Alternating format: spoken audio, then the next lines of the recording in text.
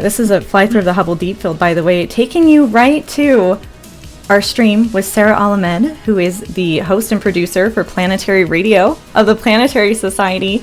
I am so excited. I think we should just go for it. Here we go. Hey everyone.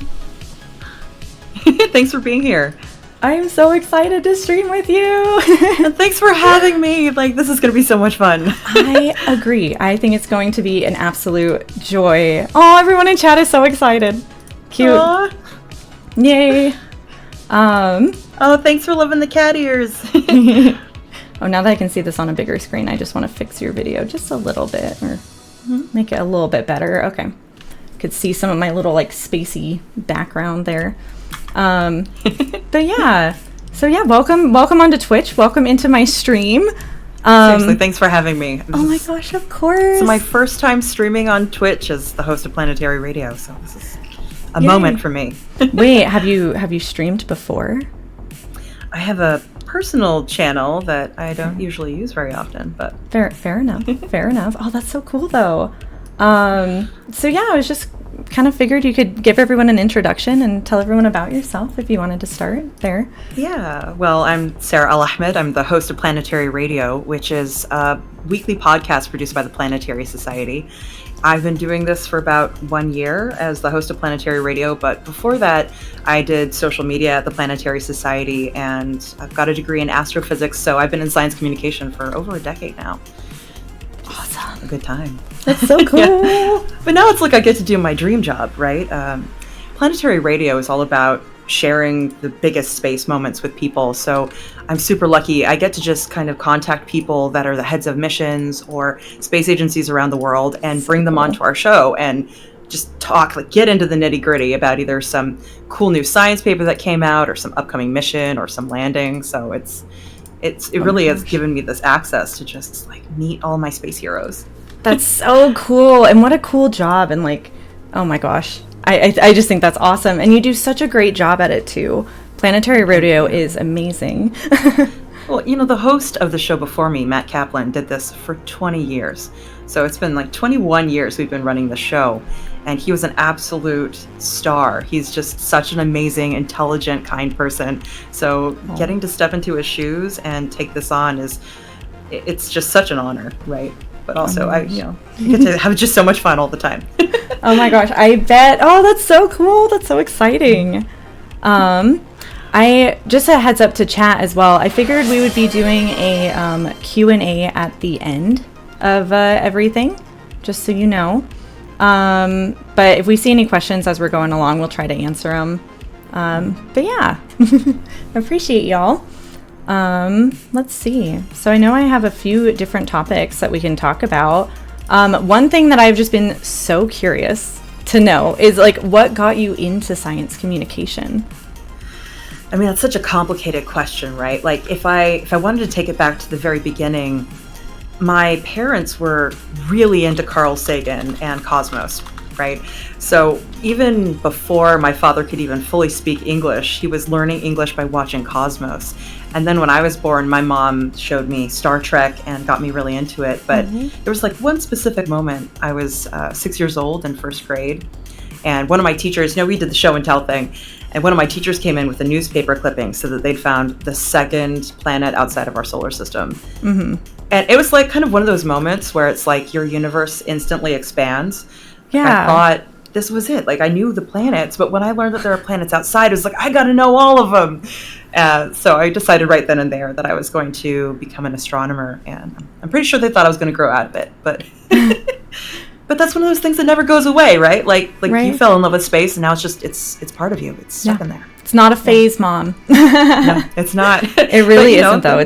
I had to go on and learn the science part, right? Oh, yeah. Do all the math and get the degree, and that, it's one of those things where the science and the math can be really daunting, but through the love of the thing and through the friendships you find, right? Friendship is magic. Yeah. Please don't ever try to tackle that without studying in groups, because it will really help you.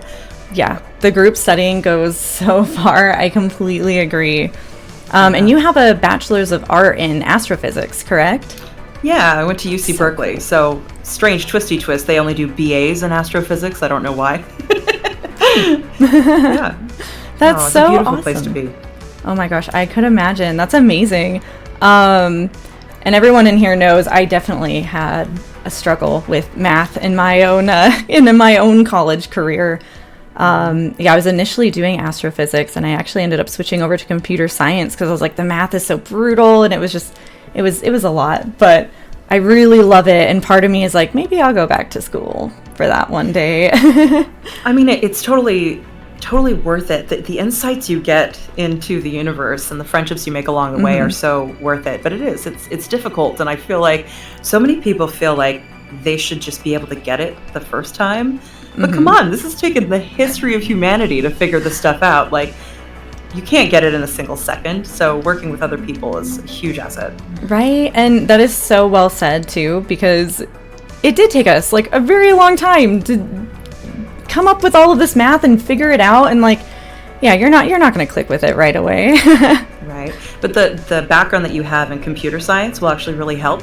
I wish someone had told me early on in my astrophysics career that coding is a big part of the job, right? That's actually what got me into it. Oh, that's awesome. Yeah, that's so cool though. Sorry, I didn't mean to interrupt you there. I was just like, oh. No. But it was funny because afterwards it's like I'm a big gamer, so at some point I was kind of thinking, what if I go into game coding? So I kind of backwards did, right? Like I learned the physics and then used that physics to inform my journey into coding. Oh, that's so cool. That's really awesome. Yeah, I remember the reading about how the Hubble Space Telescope uses Python to look around at things. And I was like, oh, this will make me valuable on some sort of, research team out there. So yeah, I'll start learning. And then I was just kind of like, oh, this is really fun. What cracked me up was the Perseverance rover on Mars and the Ingenuity helicopter.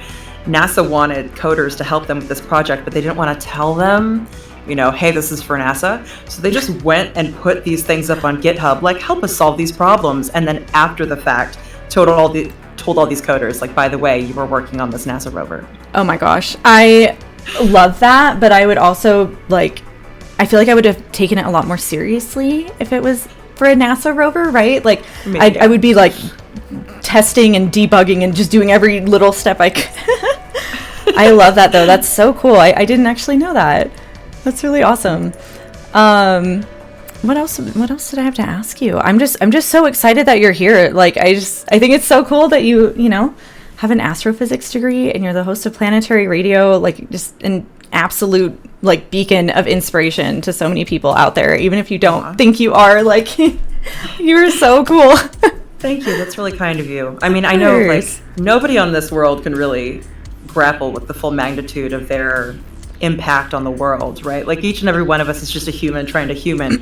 But every once in a while I have these interactions with people when I realize that the things that we do as science communicators deeply impact people. You can make a big difference in people's lives, and you're probably not going to hear it very often. So I'm sure, similarly for you, and I'm sure Chad agrees with me, you've probably inspired a lot of people and had no idea, right? Oh my gosh. I actually just had someone say that to me a week ago. They were like, you've been streaming for a decade. That must have been thousands of people that you have inspired or encouraged. And I started tearing up. I was like, that's actually really nice to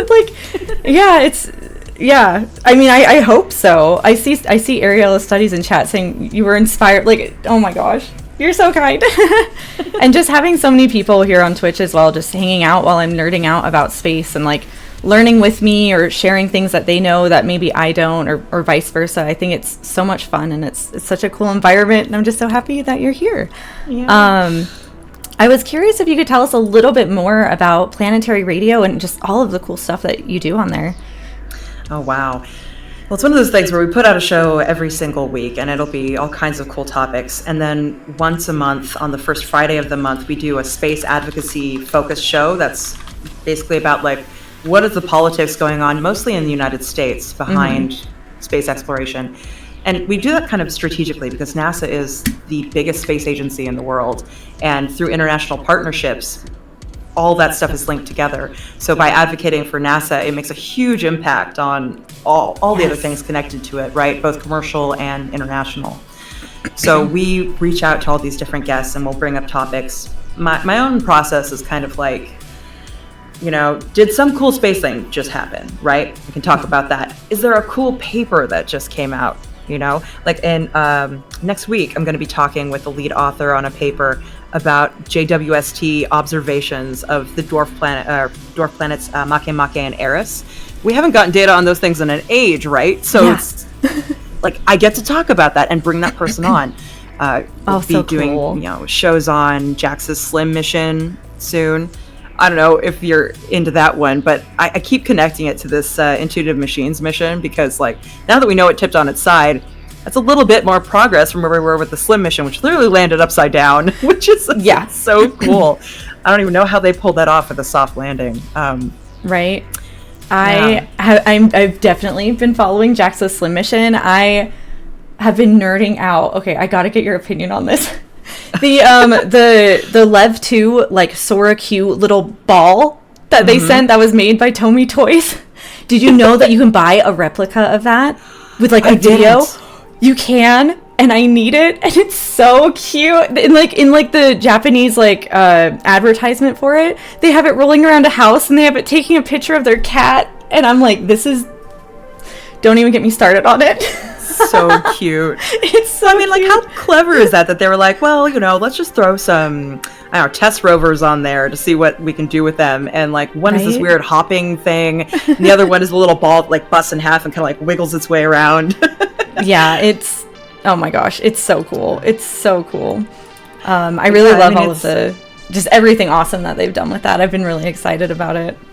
Yeah, it's going to be really cool. This is going to be the first time I've gotten to speak with someone from JAXA for an upcoming show, so that's going to be a big moment for me. I'm a huge fan of their space program, but oh my gosh, it's cool because I try to kind of design the show around the Planetary Society's like core enterprises. And what we do is we advocate for space, but we also educate people about all the cool stuff that's going on. But, we were founded by Carl Sagan and some of his colleagues, Bruce Murray and Lou Friedman, to make sure that like space got the support that it needed. Yeah. Because frankly, like the only reason any of this exists is because people like us care, and we say so, and we share with the people behind these space agencies that we want them to continue doing these things. Yes. So what we do all day is just try to support the efforts to, explore other worlds and find life out there among the stars and even maybe in our own solar system, and also defend our planet from asteroids and comets, because come on, like who has time for being taken out like the non-avian dinosaurs? Like, right? Yeah, I totally agree. And well said. And oh my gosh, Carl Sagan was just amazing. And I don't know if a lot of people in here know that the Planetary Society was founded by him in part. And he's just done so much. Oh, he's such a huge inspiration for me in my science communication and everything. And I also obviously am many of us so into astrobiology too. So I think it's really exciting. That's one of the Planetary Society's goals. I really love it. I try to mention y'all as much as I can on my stream. And I'm like, join. So yes. Well, I mean, the search for life out there is one of those things that super motivated me, right? I mean, finding other planets, like that blew my mind. But the reason that it blew my mind was this idea that maybe the universe is full of other creatures that might be staring back at us that we have no idea are out there. And what if they're so different from us? And how do you even scientifically figure out whether or not the thing you're looking at is life? It's such a complex question, but imagine how that could open up the universe for us to understand that we're not alone. I don't know. Right? I get so excited. We talk about all of those things all the time on my stream. And also add in, like, what would their food taste like? What are they eating out there? Like what ingredients do they have? Right? And would it all smell gross to us? Like, yeah. I don't know.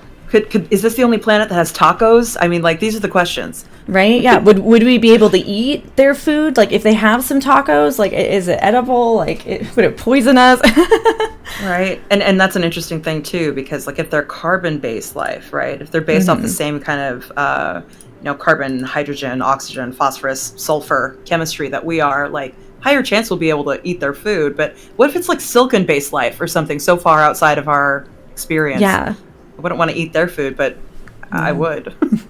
I would be so curious what it's like. And yeah, good point as well, because life could be out there just exactly, or not exactly, just entirely how we don't know it. Just something so foreign. And like you said before, how do we even describe and like let people know that it is actually life if it's so different than us? So it's really exciting, and it's always a joy to read different articles on my stream as well, and kind of keep in the loop of what's going on and what like current research is happening for people trying to like answer these questions, or at least find the answers to them. Well, we're in a really lucky time for it, right? I mean, like before with things like SETI, we were kind of scanning the sky for radio signals and things like that for these techno signatures. But now we have things like JWST that can literally just look out into the sky and tell us what's in the atmospheres of alien worlds, so cool, hundreds of light years away. We could tell whether or not there was life there based on the chemistry, or at least kind of intuit whether or not there's life there. And then hopefully later on we'll have like telescopes that can look at Earth-sized worlds and see the same thing. I mean, I wouldn't be surprised if you and I get to see the moment in our lifetime when we can confirm life out there, but that might just be wishful thinking. But I hope so. I really hope so. Oh, okay. Here's a question. Where do you think we will find life first, if we do find it, outside of Earth? Oh, that's really hard. I'm like rooting for Enceladus, the moon of Saturn. Yeah. Right? Well, I mean, the thing there is that, like, you know, maybe Europa, right? Maybe. But how would we even know and test that? Because all of the water there is under so much ice. Whereas Enceladus has these, like, giant cracks in the ice and is literally spewing this material into space. And everything that we've gotten from, you know, either the spectra from Hubble or, you know, JWST looking at it, or even the Cassini mission that was going through there, has shown us it has all the right chemicals. It has hydrothermal vents, which is where we think life may have started on Earth, right? Like it has all the conditions there and an actual way for us to test it. So, like, I'm still excited for your Europa Clipper and that kind of mission, but I'm really hoping we get like an Enceladus Life Finder mission or something funded at some point, because I feel like it'll be easier to test there. I totally agree. And I would love to at least send, I mean, if you don't mind me just kind of going off for a second, like, yeah, I would love to send at least some small sort of spacecraft out to Enceladus to check this out. From my current understanding and the articles that we've been keeping up on, it does actually seem like we would be able to detect life through the plumes, like the amount of pressure and everything like happening when life is ejected from that. It does seem like we'd actually be able to test it from that. And there is a device called the Ocean Worlds Life Surveyor, OWLS, that's actually able to see if some proteins, like it breaks down proteins, blah, blah, blah, and it checks if it's from like an inorganic or an organic source. So we're actually able to see, like confirm, like as if it was in our own labs, if it is life. And I think we need to get that. This is like what I'm preaching on my stream all the time. We need to get this to Enceladus like now. Like yesterday. Yes. But, I mean, really, even, you know, just last year we discovered that like the last thing we were kind of iffy about was whether or not it has phosphorus, right? And this was the first time that they'd ever detected phosphorus on an ocean world. So exciting. And like trying to explain why that's so important is a little complicated, but I think the easiest way for me to explain it is because all of us learned that thing in high school, like ATP comes from mitochondria, and mitochondria are the powerhouse of the cell, right? The reason that they're the powerhouse of the cell is because of that phosphate, that chemical. You need that chemical in order for chemistry like us to work. So finding that on Enceladus with all this other stuff is just such a revelation, right? It is. And there are so many cool ideas for ways that we can get beneath the ice, but that's a challenge. So, you know. Yeah. It's been interesting reading all of the like proposed missions and stuff to like go underneath the ice and everything, like melted, and send like some, you know, little submarine fish type things in there. But I'm definitely hyped up about Enceladus, and I do also think that that's probably the best place to look for life, just because we know the most about it from the Cassini mission, and also we know that it has everything needed to harbor life, as far as I know. So yeah. But I would say, cool. too, there's a good chance maybe Titan. I know there are some recent results from Titan, one of Saturn's moons, that suggest that perhaps maybe not. But it's the only other world that we have in our solar system with this thick nitrogen atmosphere, literally sand made out of organic compounds, a whole hydrological cycle made of like methane, where it rains, and there's oceans and rivers. Like, I don't know. Of the missions that are coming up, there's so many to be excited for. But the Dragonfly mission to Titan, I think it's gonna just blow all of our minds. I cannot wait. I am also super duper excited about the Dragonfly mission. I also cannot wait. I'm really excited for Europa Clipper too, of course, but yeah, there's a lot of really, really exciting things going on. Right? And what about Mars sample return, right? Yes. And I know you have a lot to say on that, actually. It's a complicated subject, right? It's a huge mission. It is. You know, the funding is in an interesting place right now. It's one of our kind of upcoming priorities. Try to vouch for this mission. But can you imagine what we could learn from those samples? If we could get actual material back from Mars and then test those samples in a lab, like, we could learn so much. Right? We really could. Here, one moment. I think I've lost my headphone connection to you. Oh. No worries. I got too excited and pulled out my headphones. Sorry, y'all. No, it's all good. I realized that I forgot to like turn off one of my little alert things, so I keep kind of looking over, being like, where is that at? I can't remember. Oh my gosh. But yeah. It's a really interesting time at NASA right now because there's a lot of funding that's in jeopardy.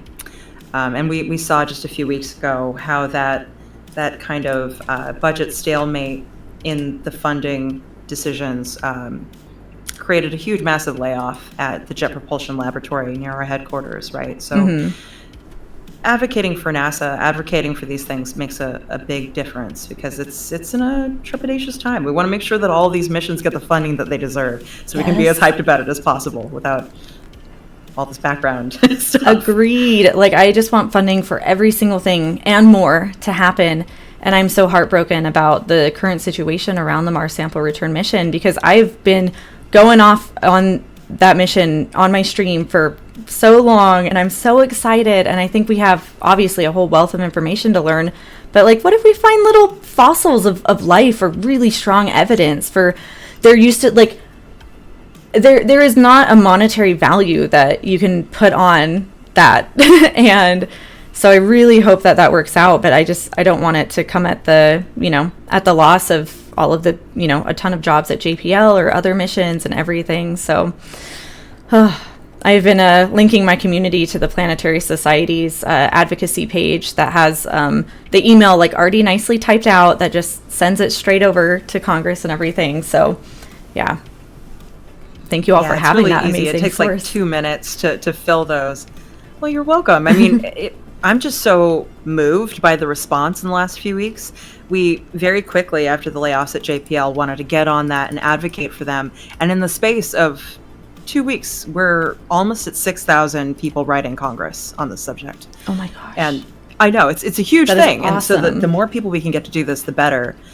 And we also do like an in-person day of action in Washington, D.C., where we actually, whoever is able to do it, and I know it's a really huge privilege to be able to take the time off from work and have the money to fly out to D.C., but it makes a huge difference to advocate in person. And this is going to be my first time going to this event myself. So I get to go to D.C. in late April and just walk up to them, tell them specifically, like, this is why we care about these things. This is what we think it'll do for humanity. Like, please fund it. Oh, cool. I am so excited that you get to go and do that. Yes. Maybe one of these days you can come with us. I would love to go. I'm tempted to set up some fundraising stream to be like, all right, let's send me there. I can like stream it, or I wonder if I can stream that. That would be pretty cool though. Have everyone there with us in cool. spirit and on Twitch. But yeah, I think it's very, very important to be able to even if people can't be there in person, like there's so much people can do online to help out. So it's one of those days where even people outside of the United States, because we have members all around the world, right? So even if NASA isn't your space agency, like that's one of those days where we all come together and write our space agencies and the people that support these programs to let them know. And it's so cool watching everyone around the world like get into it.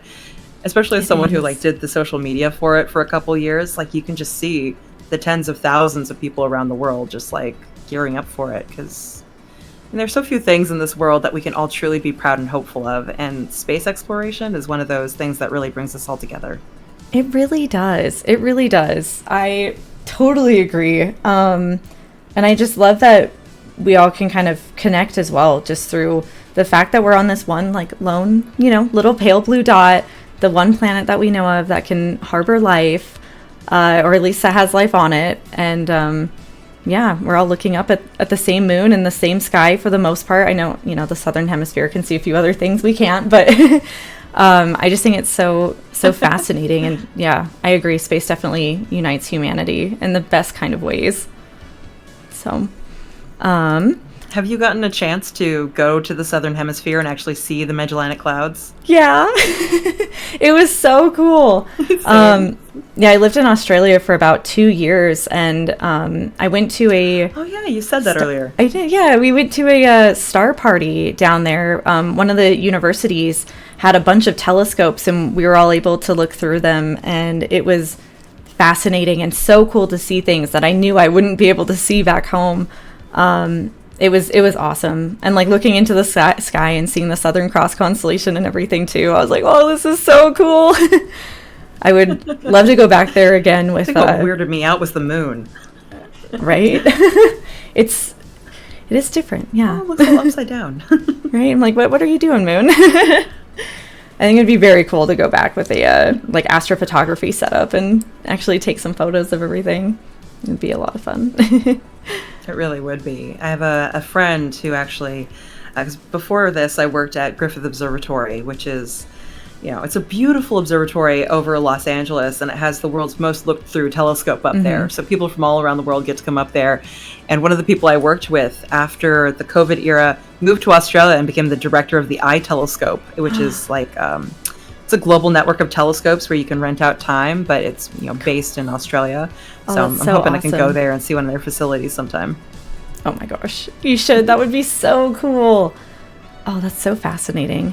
Is that one of the ones that you can like control online, or do you? Yeah. Okay, I was like, I swear we read about one of these the other day, and I'm forgetting what it was called. But that's so awesome. It's really, really rad. Well, thankfully, like there are a lot of these things these days, and it's interesting. It's like the space community is growing so rapidly that we need more telescope time, and having these like global networks of telescopes that allow people to rent time out and do the science they want to do is really powerful. Because, I mean, being one of those people that had to get the time on a telescope to take data, the way that you have to fight for the time and book it out ahead of time, and woe unto you if you want to get it on JWST. Like, you got to put in that bid a long time ago. Right. Yeah. It's really nice that we have a lot of telescopes around that we're able to get lots of great data from. I was kind of curious. Imagine if we had like 50 JWSTs. Right. Oh, sorry. I think there's like a slight delay. I don't mean to like accidentally interrupt or anything. I think there's a delay. I'm sorry. Yeah. No, it's totally fine. Having 50 JWSTs would be amazing. That actually made me think of, are you like beaming with excitement for the Nancy Grace Roman Space Telescope?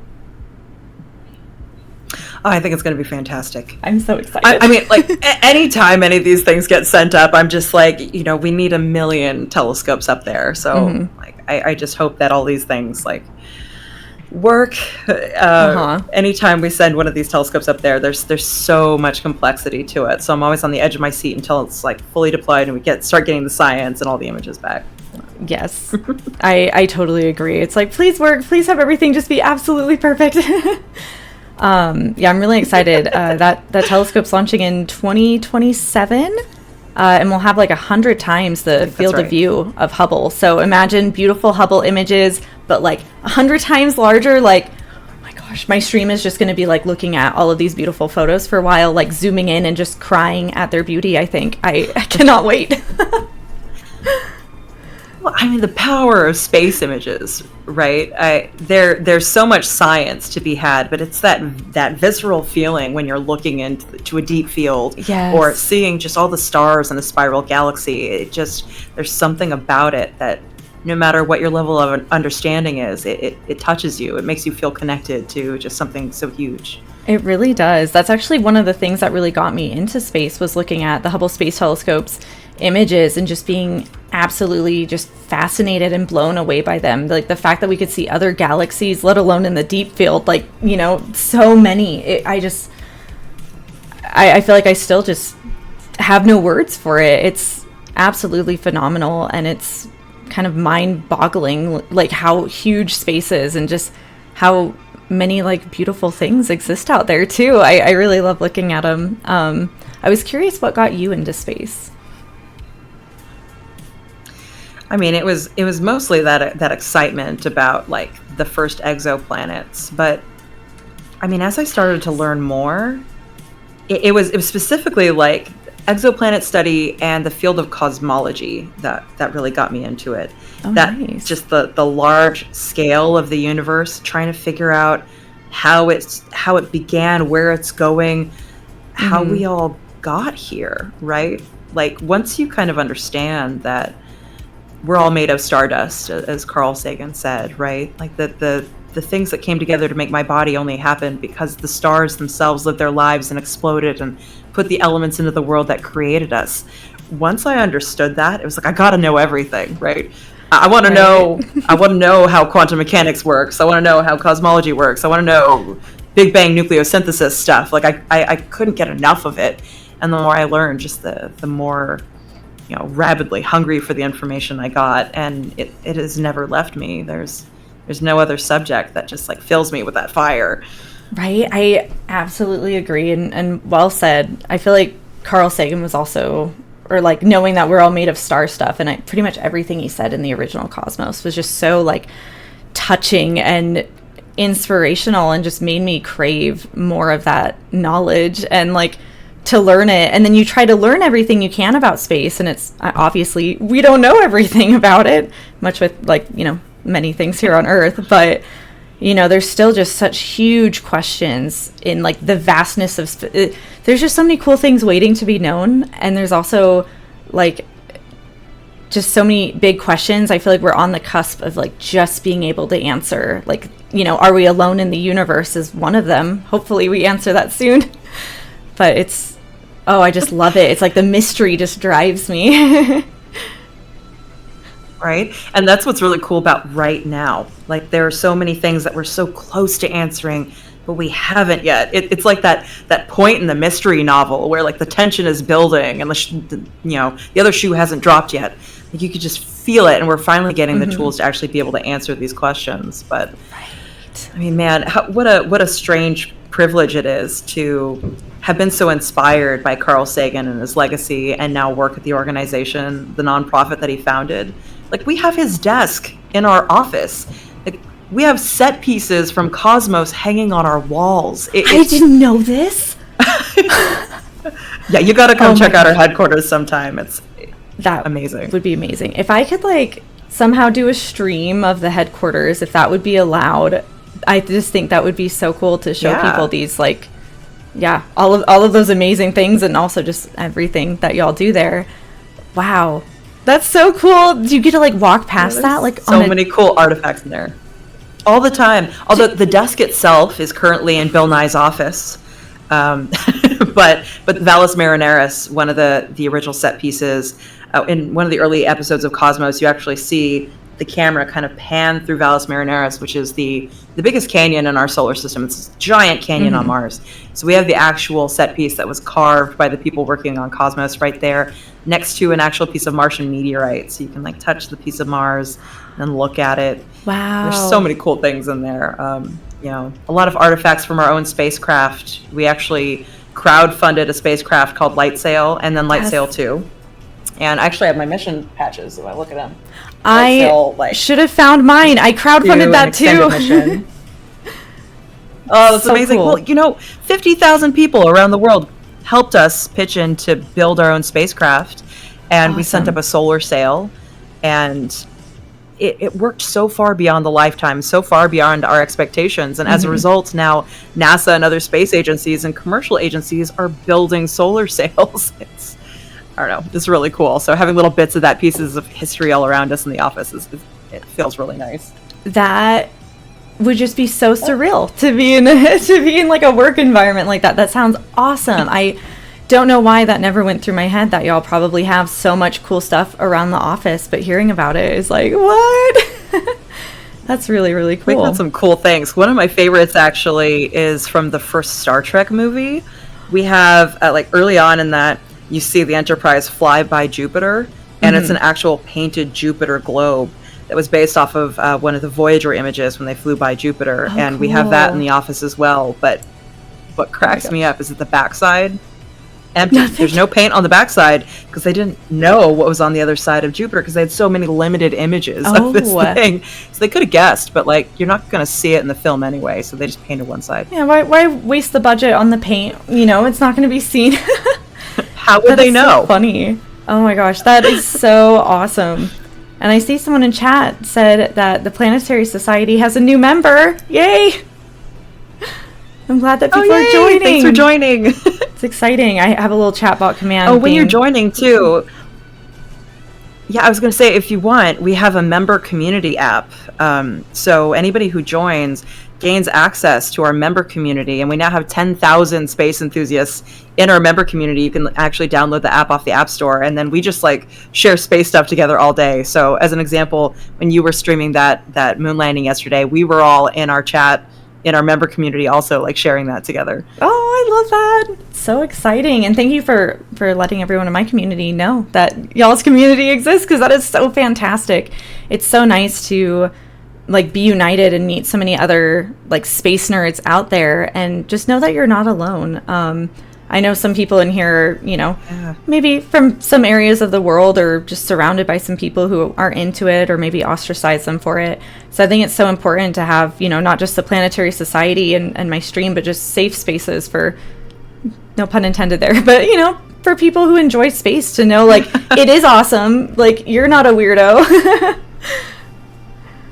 I mean, really, though, like, I don't know if you experienced this, but as a kid, you know, being a huge nerd, whether it's about gaming or you know, Star Trek or sci-fi or just space in general, like, there's so many parts of society that'll tell you either that this isn't for you, or the fact that you like this makes you weird, right?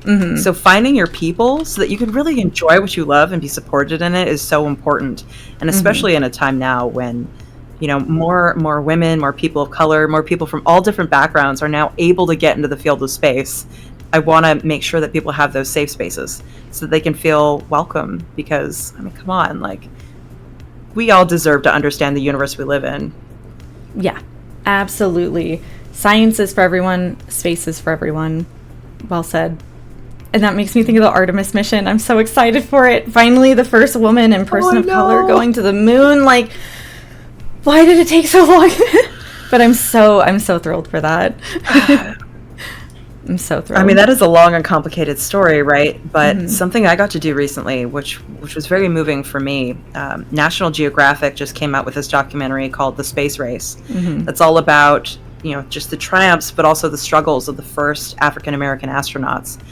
And what I learned through my series of interviews and through doing this was that there were actually plans early on in the Apollo era to send the first black man to the moon. They offered him a position. They did all of that. But when JFK was assassinated, unfortunately, that political coalition fell apart, and we had to wait all the way until the 1980s before the first black person got to go to space. Yeah. So now that we're finally going back to the moon, it is so important that, you know, the people that go to the moon reflect more of humanity, so more people feel involved. And part of what I love about this too is that it's not just the United States going to space by itself, although NASA is the one that's like mostly backing this Artemis program, but a bunch of nations are now signing on to this coalition, the Artemis Accords. So now we've got bunches of nations around the world that are like getting involved in it. So we're going to be seeing a whole lot more of this. And I don't know, I feel like that makes me feel like maybe this time we're going to go to the moon to stay. Maybe this time we won't have to wait over 50 years before we see the next person bouncing up around there on the lunar regolith, right? Right. I truly hope so. And yeah, your podcast episode that you did about all of that was amazing. By the way, I know I had a little tidbit at the end of it talking about you coming onto my stream and just science communication on Twitch overall. So thank you again for letting me be a part of that. And yeah, that episode was really touching, and I'm so excited to watch their documentary as well. It's so beautiful. Like, I learned so much, but you get really emotional thinking about it, right? The dreams of all these people that wanted to go to space or be involved in it, who were denied the opportunity, and now thankfully we live in a time where it's not a struggle, but it's so much easier than it's ever been before. Mm-hmm. And now we have communities like this that can like support us in our efforts to do it. So yes. I think the future in space is going to be just so welcoming, at least I hope. I hope so as well. I'm definitely feeling a bit more hopeful about it. But yeah, well said. I know earlier you mentioned... I was so excited about Artemis, I'm sorry, a delay. I know, I was going to say the delay's a little bit brutal, but what were you going to say? I was going to say that, we were all so hyped for that Artemis 1 launch, the original one, that me and a bunch of my coworkers actually got to go out to KSC to go see that launch. And then, of course, the first attempt didn't work.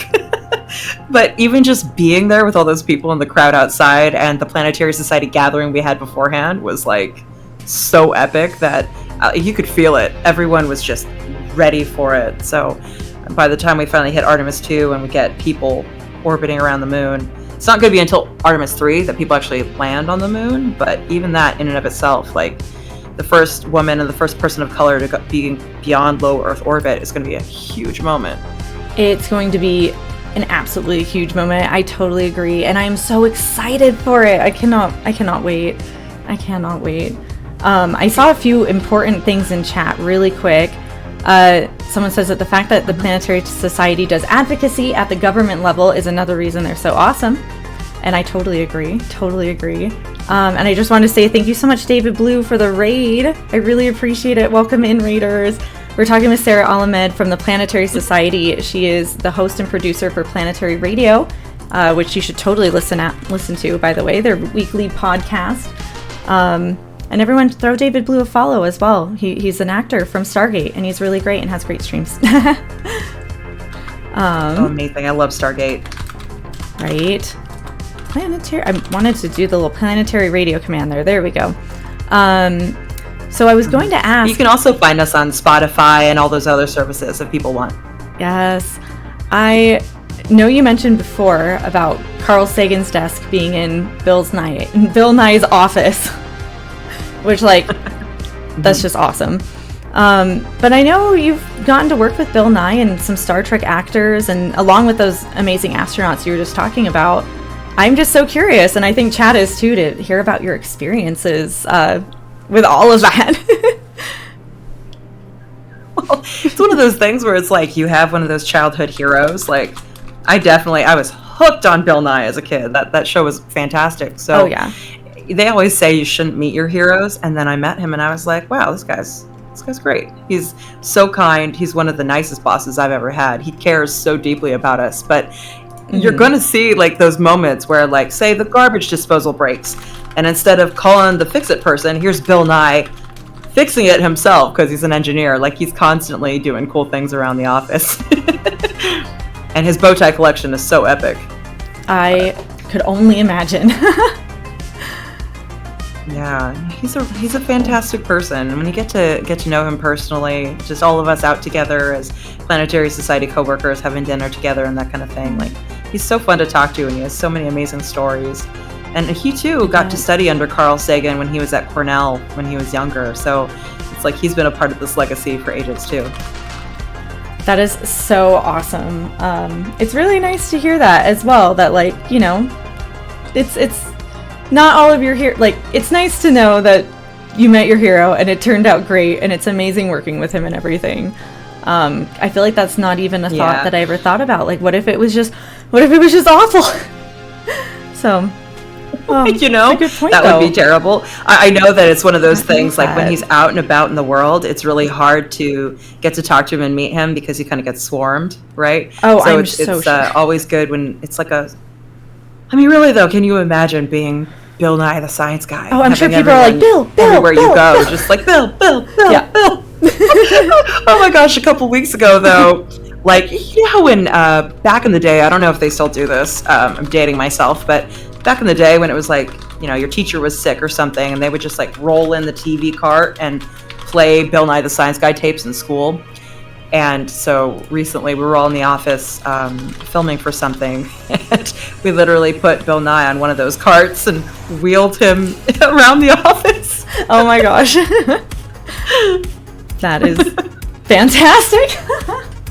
I would love to see like a little video of that. I think we have it on our social media. I was gonna say, I feel like if you all didn't post it on the socials, you should. And yeah, apparently I missed that one. I'm gonna have to go find that. Oh man, that's awesome. Well, I know we were holding off on posting it because Bill Nye too is an actor. So while the actors' protest was going on, we wanted to make sure that we were keeping all that stuff, safe until it was ready to be posted, so that we could stand in solidarity with them. Oh, I love that. That is great to hear. Oh, that's so cool.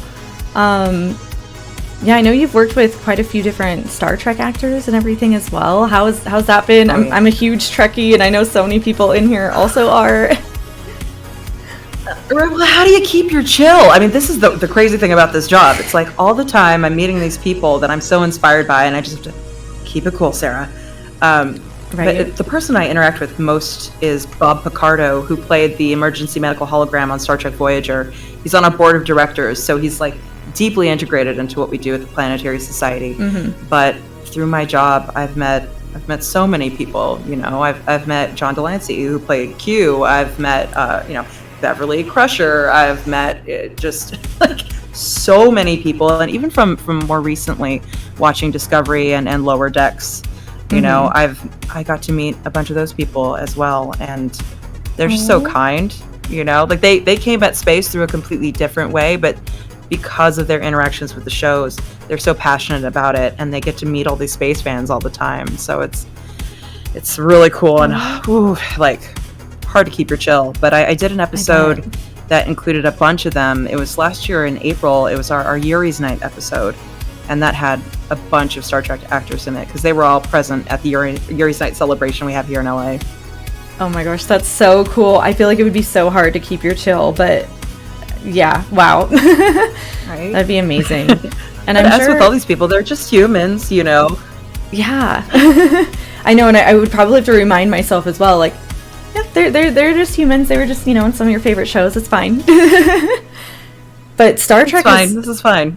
Yeah, Star Trek has definitely inspired so many people to get into space and be curious about it, and has also inspired like so many generations of scientists too, which I just think is so fantastic about the show. So it's really awesome that Robert Picardo and so many of the Star Trek actors have been working with y'all. It's always such a joy to see what stuff you guys come out with about all of that.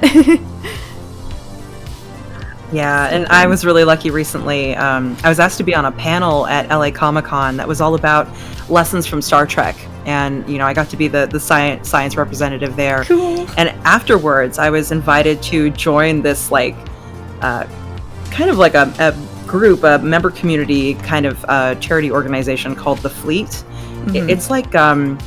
if you think about the Star Wars community, like the 501st or the Rebel Legion, the people that dress up in the outfits from the movies and the shows and go do charity events, it's like that, but for Star Trek. So I got myself inducted into the Fleet, and I'm looking forward to getting my uniform and doing group activities with them. That sounds so fun. I would love to be a part of that, and I definitely need to look it up to see how to make that happen, because that sounds awesome. Oh, yeah.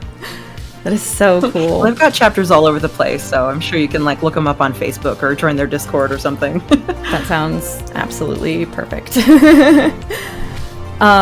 there anyone else like really cool that you've worked with that you want to talk about, or just any other experiences about Planetary Radio? Or that's kind of a really open-ended question. I have other things. I mean, it is that there have been so many people I've gotten to talk to, and for me, like particularly the people who have been behind the missions for just ages and ages and ages, right? Mm-hmm. Like more recently, I got to talk with Matt Golombeck, who was like the head of the Mars Exploration Rover program, all the way from like even before the Mars Exploration Rovers. He worked on the Viking missions and all the way through. Wow. And talking to these people who are just like so humble about it, but have been so embedded into the legacy of space is mind-blowing. Or like the head of the Juno mission, Scott Bolton. I got to talk to him all about what was coming up next, and his previews of the images from Io that we only just got to see more recently. It's like I feel like I get to be right on the edge of these things. Oh my gosh. That's so exciting. And you really are, though. Like you're doing such amazing work and such a great job at presenting all of this information in a way that makes sense on Planetary Radio. And just, I don't know. I obviously I'm a fan. I just think you're doing such a great job, and that's so cool that you're able to get all of this information and communicate it to so many people in a way that really makes it digestible and really exciting. I've been really lucky to be able to do these science communication jobs, and you know, I think particularly like when I started doing science communication, it was like I was writing articles and that kind of thing. And that's all about like what's up in your head. What do you think people are going to want to know?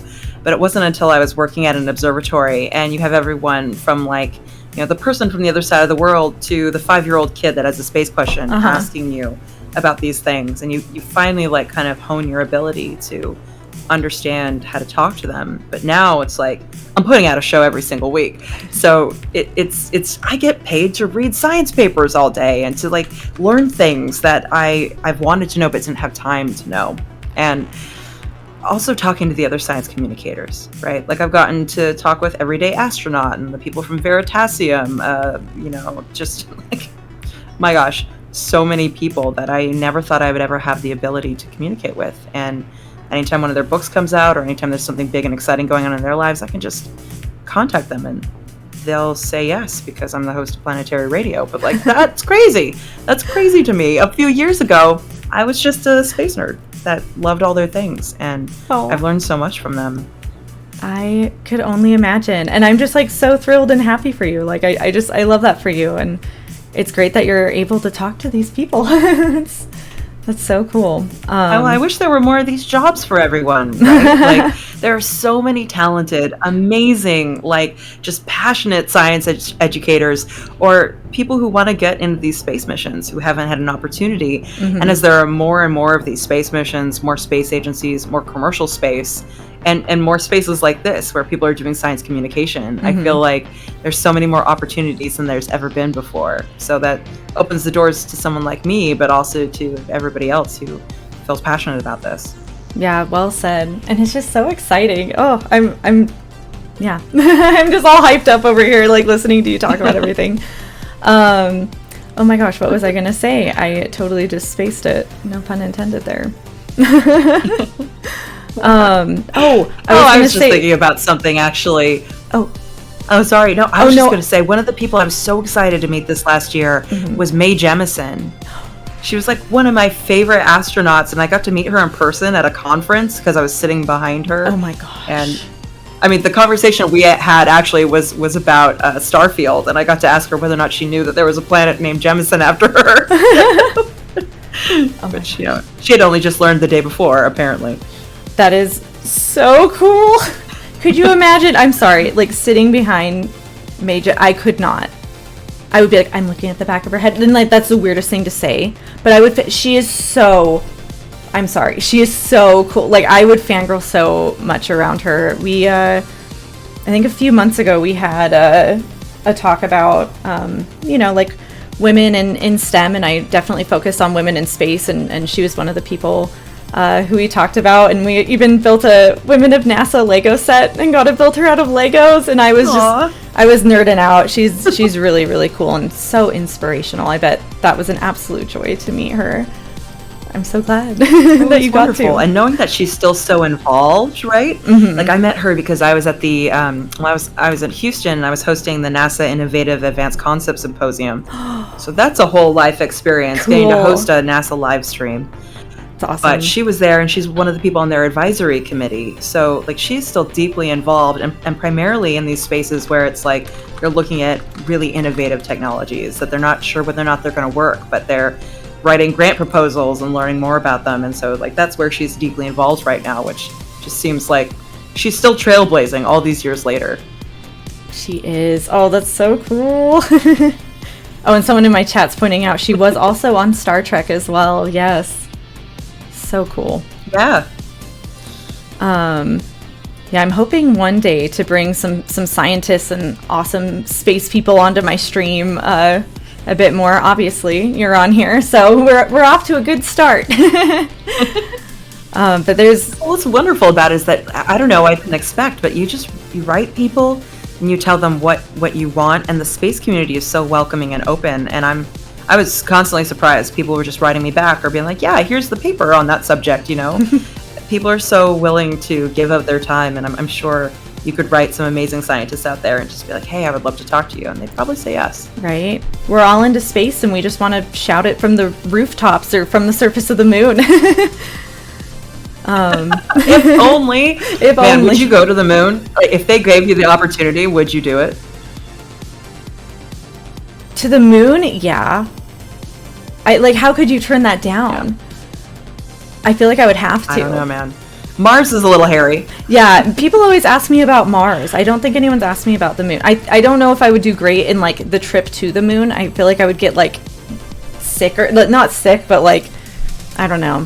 I would have to go through the training and make sure I don't get, too nauseous or something. But I think to the moon, I would totally go. To Mars, if it was, a round trip kind of thing, yeah.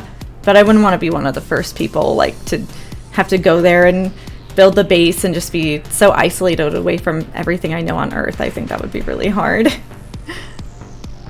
That would be really hard, and it's not like we've got Wi-Fi on Mars. I think we'd need some satellites just so we could communicate a little better so we didn't feel so lonely. Right? How am I supposed to game on Mars? I don't... how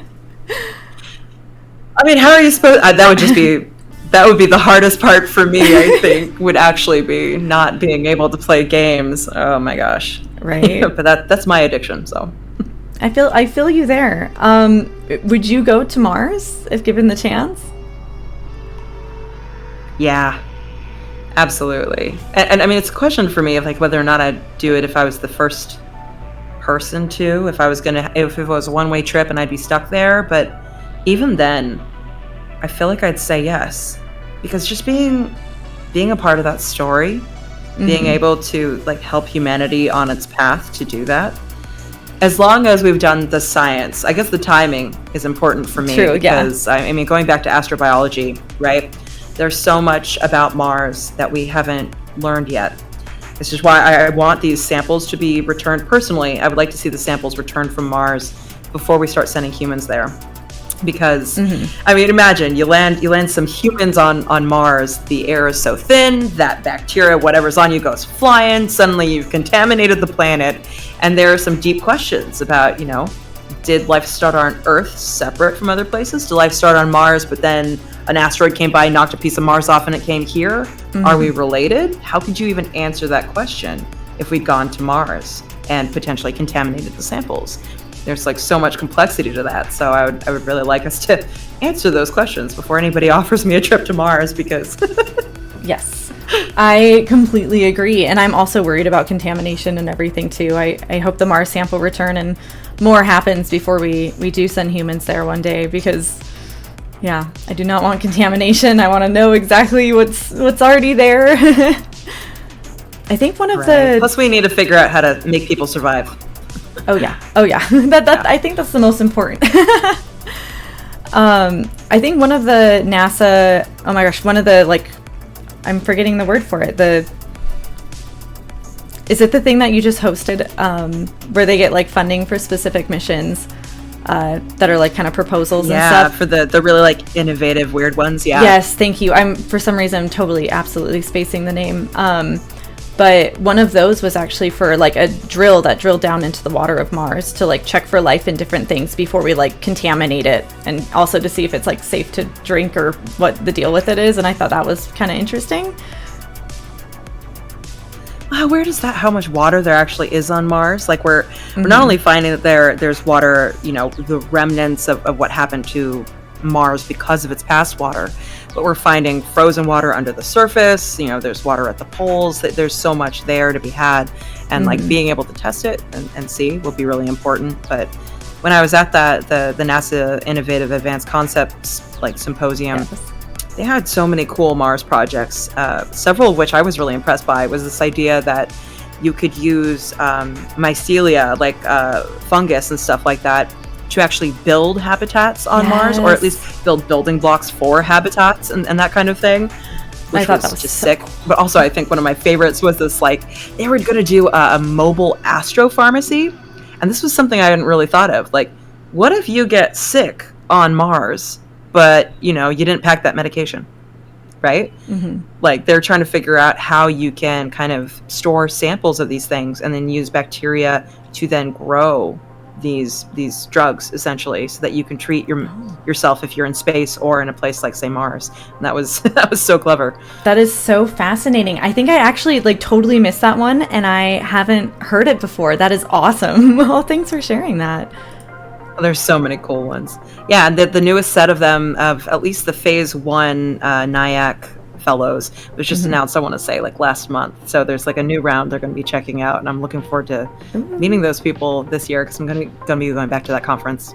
Oh, that's so exciting. I'm so excited to see what else comes from that too.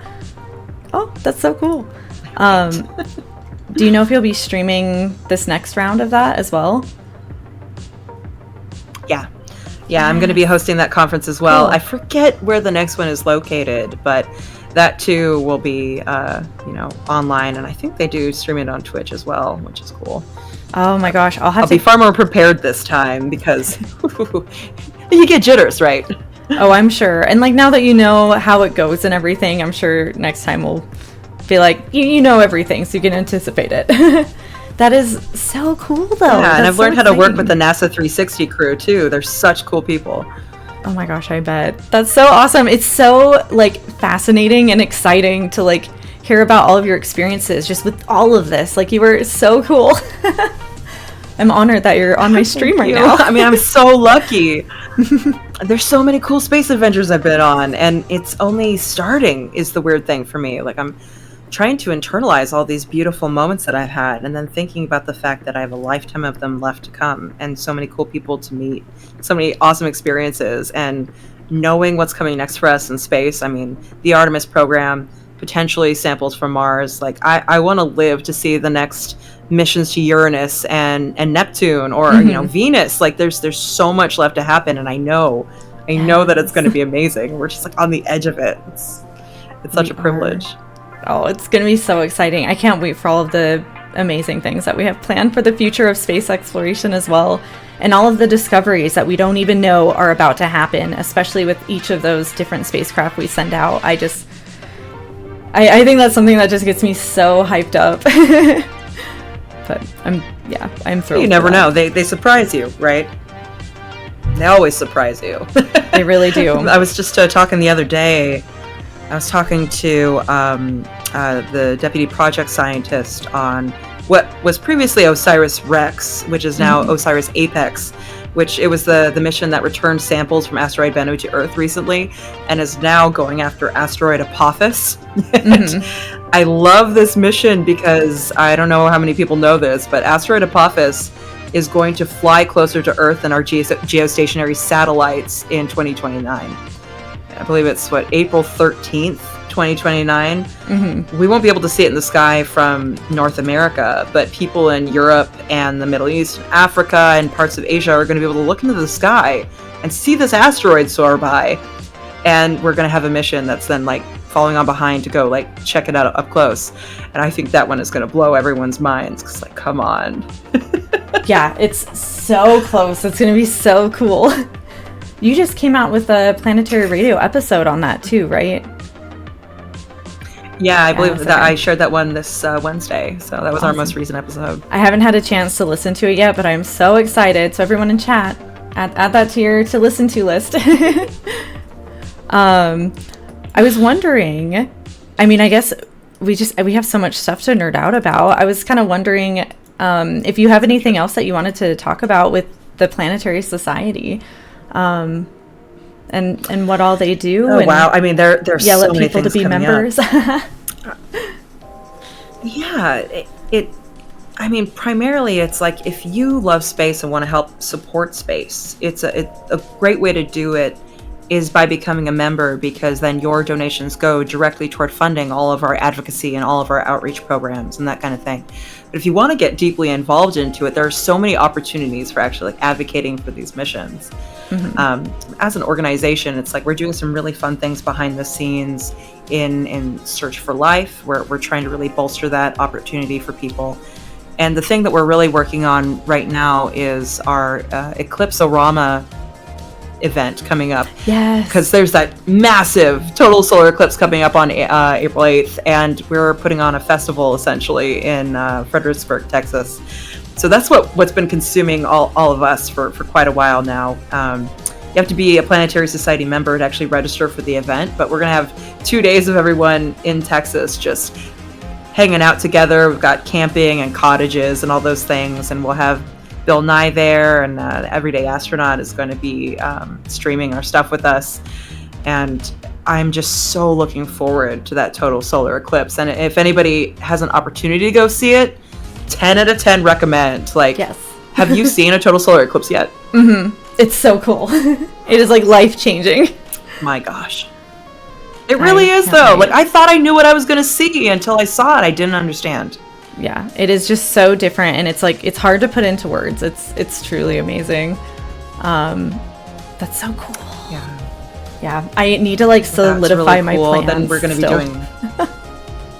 Oh, right, but please do it quickly, because I know getting plane tickets was a nightmare. I was gonna say the plane ticket prices just keep going like up and up, and I'm like, ugh.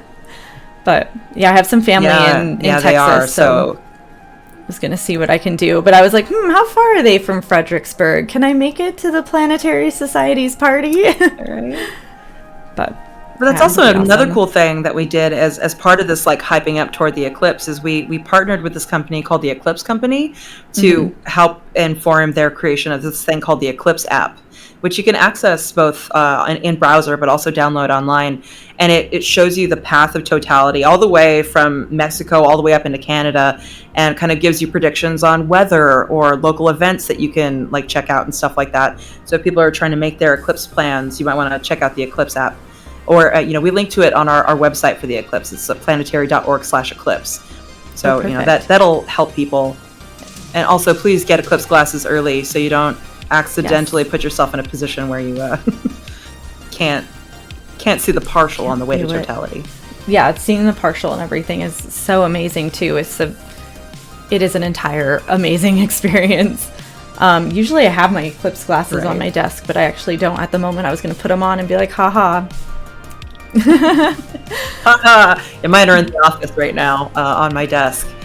But gearing up for that is so fun, because we already have just hundreds of people that are planning to come to this festival, and I think it's about to really kick into high gear as people realize like, oh no, I forgot to make eclipse plans. So they'll come camp out with us, I think. It'll be so fun. I mean, I'm just going to be going around recording people, so if anybody is going to be there, I'm going to have a little table inside of our activities tent, so I can kind of record people's thoughts on it for an upcoming episode of Planetary Radio, but also just to capture the moment, because I think this is one of those things that we're going to be thinking about for a long time. It's the last one in the United States and in this area of the world for like 20 years. Yeah, I was just going to say that. And yeah, I love that you're going to be recording that for Planetary Radio and everything, because it is a huge moment. Like, and it's really hard to explain for people who like haven't seen a total solar eclipse yet. It's like absolutely worth seeing if you're able to get into that path of totality. You want to be in the path of totality, not outside of it. If you can make it. It's so different. What's cool, like I was thinking about this a lot recently. I'm sorry, I keep talking over you. No, it's okay. There's a little lag, yeah. There's a little delay. It's probably because there's a lot of Helldivers too going on upstairs. But something I was thinking about recently, because I was talking with Dr. Ed Krupp, who studies the field of archaeoastronomy, which is basically, ancient archaeological sites, ancient cultures, and even modern day cultures. Like, how does humanity interface with space? How does that change our cultures and our buildings and all those things? And we were talking about basically how, for most of human history, eclipses were absolutely terrifying. Like, imagine this, you have no idea what's going on. Suddenly the sun blacks out and there's like a weird sunset in all directions and the animals go quiet, and it's horrifying when you think about it that way. So for kind of like the first time in human history, there's like so much public understanding of what these things are that it's no longer terrifying. It's one of those things that hundreds of millions of people come out to watch together.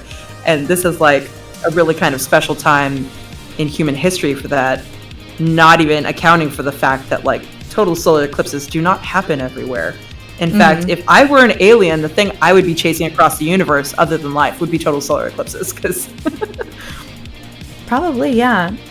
That makes me think, like, do you think one day, if we ever find other aliens, or maybe there's like wormholes exist and we can do like interstellar travel, do you think Earth would be a hot spot for those eclipses? Like, do you just think it will just be absolutely packed with a bunch of aliens? Yeah. Think about it, right? Like the moon has to be round. It has to be the exact angular size on the sky as the star. It has to be one star. If you had more than one star, that'll mess the whole thing up. You got to be on a terrestrial planet. It's got to have some kind of atmosphere to have all those beautiful effects. You know, like that is something so rare. And even on our planet, it's temporary because the tidal interactions between the Earth and the moon change the distance of the moon from Earth over time and both of these objects' rotation. So at some point in the history of Earth, there were no total solar eclipses. And at some point in the future, again, there will be no total solar eclipses. And, you know, that's hundreds of millions of years out, right? But that's still amazing. Like, I think we would blow the aliens' minds. Agreed. And yeah, I just love that thought, though. I think that's so exciting. It makes me think, like, what I would want to see, I guess, besides eclipses. Yeah, we're very lucky to be able to experience that here. Makes me wonder, like, what other cool things we could see. I've always wondered what it would be like on the surface of, like, Enceladus, seeing Saturn's rings up so close. Always makes me happy that we have video games to play with, like, those beautiful visualizations. I know you also play Star Citizen. And there's some very pretty scenes in that game. I think what's so special about that game, like I could pop off about this for a while, but it's like they didn't have to go that hard, right? Like with most space games, accuracy isn't necessarily the goal, right? Like say you play No Man's Sky, right? You're going to look up in the sky, you're going to see a bunch of stars and a bunch of planets in close proximity, and it's going to be beautiful. But that's not how space actually works. That is a gravitationally unstable system. It would not work. But in Star Citizen, they've gone so hard with it that literally when your spaceship is coming in over the gas giant Crusader, as an example, they're calculating the particle collisions off of your actual ship shape in real time. They're doing those calculations, and actual physics calculations. They didn't need to do that to make the game work, but it's such a passion project for them that they've turned it into like a space game engine, essentially. Yeah. So, like, we're going to see this beautiful game when it finally comes out. I know it's been a long time in development, but we're also going to see this new powerful tool, the Star Engine, as a new platform for game development. And I think it's going to change a lot. But in the meantime, I'm just nerding out over how beautiful that game is. Yeah, that's a literal game changer. But yeah, Star Citizen is just beautiful. It's so cool. I was wondering... It's so cool. And I was just going to say, I was wondering what your favorite space game is, if you have one. It's really hard because it depends on like what I'm going for, right? I think of like all the space games I've played. No Man's Sky is the one I keep coming back to just because like I'm big on planetary exploration. So for me, getting to go from world to world to world, like I personally keep an image log of all my travels through that game. And finally, after a long time exploring, I made it to the second galaxy. So that one has always been like very beautiful to me. But I also play a lot of Destiny too. And I mean, for me, it's like I get to go and wander around on Europa while I'm killing the Vex or something, right? It's one of those games that like you really get to experience space in a way that you don't really get to in other games. I mean, maybe Starfield really did provide some cool opportunities, you know, go see rovers on Mars as an example. But Yeah. There's so many beautiful space games out there that I just eat them up. Like right now I'm just so deep into Helldivers 2, I can't stop. But you know. We're fighting the good fight. I really need to get Helldivers 2 and try it out. Maybe I'll buy that next week and finally play it. It sounds so good. I've been doing a little bit of... Now, if you get a chance, I'll carry you through the game. Oh my gosh. Yeah, I could probably use the carry. That sounds great. I've been doing a little bit of No Man's Sky. There's some places that are pretty hectic. I could imagine. Like more recently? Yeah, we did it... let's see, just like a week ago, not even. They had like a free weekend and we're checking it out again. I haven't played it in like a year, but they always have a lot of really cool updates and stuff for it. So I think it's a game where like, I don't know, a lot of people, a lot of the community of it just keeps going back to it and playing it over and over. It's a good time. Like I remember when it started, I everywhere I went, it was like just dragon head dudes jumping around. I don't know if you remember that period of the game, but it was like the generation of these alien creatures was kind of like limited, and then suddenly all the animals changed and the planet started changing. And there were new things going on and new ways to interact with each other. So that game, I don't know, I feel like they really deserve some accolades for continuously updating it and just having such a community of love built around it. Like, do you have a favorite world you've discovered? Oh gosh, not yet. Like there are some that I did like a lot because they were really cool, but I don't know if I have like a favorite in it. Do you have one? Oh, I want to hear all about it. There's one that sticks out like a sore thumb for me. So from space, when you look down at it, it looks kind of like a watermelon because the land is all pink and the ocean is all green colored. So I named it Wotamelon. And then you land on it and it's so beautiful. Just these turquoise skies with fields of this pink grass and bubbles, just beautiful bubbles floating everywhere with these cool creatures. I love it. Oh, I see in chat someone's asking. We're talking about No Man's Sky. Oh, nice. Good catch. I would love to see that planet. Yeah, no, it's so beautiful. And you've been taking photos of... I think I can invite you, right? Oh, my God. Okay, we need to do that soon. I would love that. Yeah. You've been taking photos of every single planet that you visited in No Man's Sky, right? I love that. Cataloging adventures. Yeah. Well, the game, like this is the one downside of the game, I would say, is that like, you know, by putting down like a beacon or something on that world, you can teleport back to it through the portal system, but it doesn't necessarily keep a full log of everywhere that you've been with images and like really informing you about it.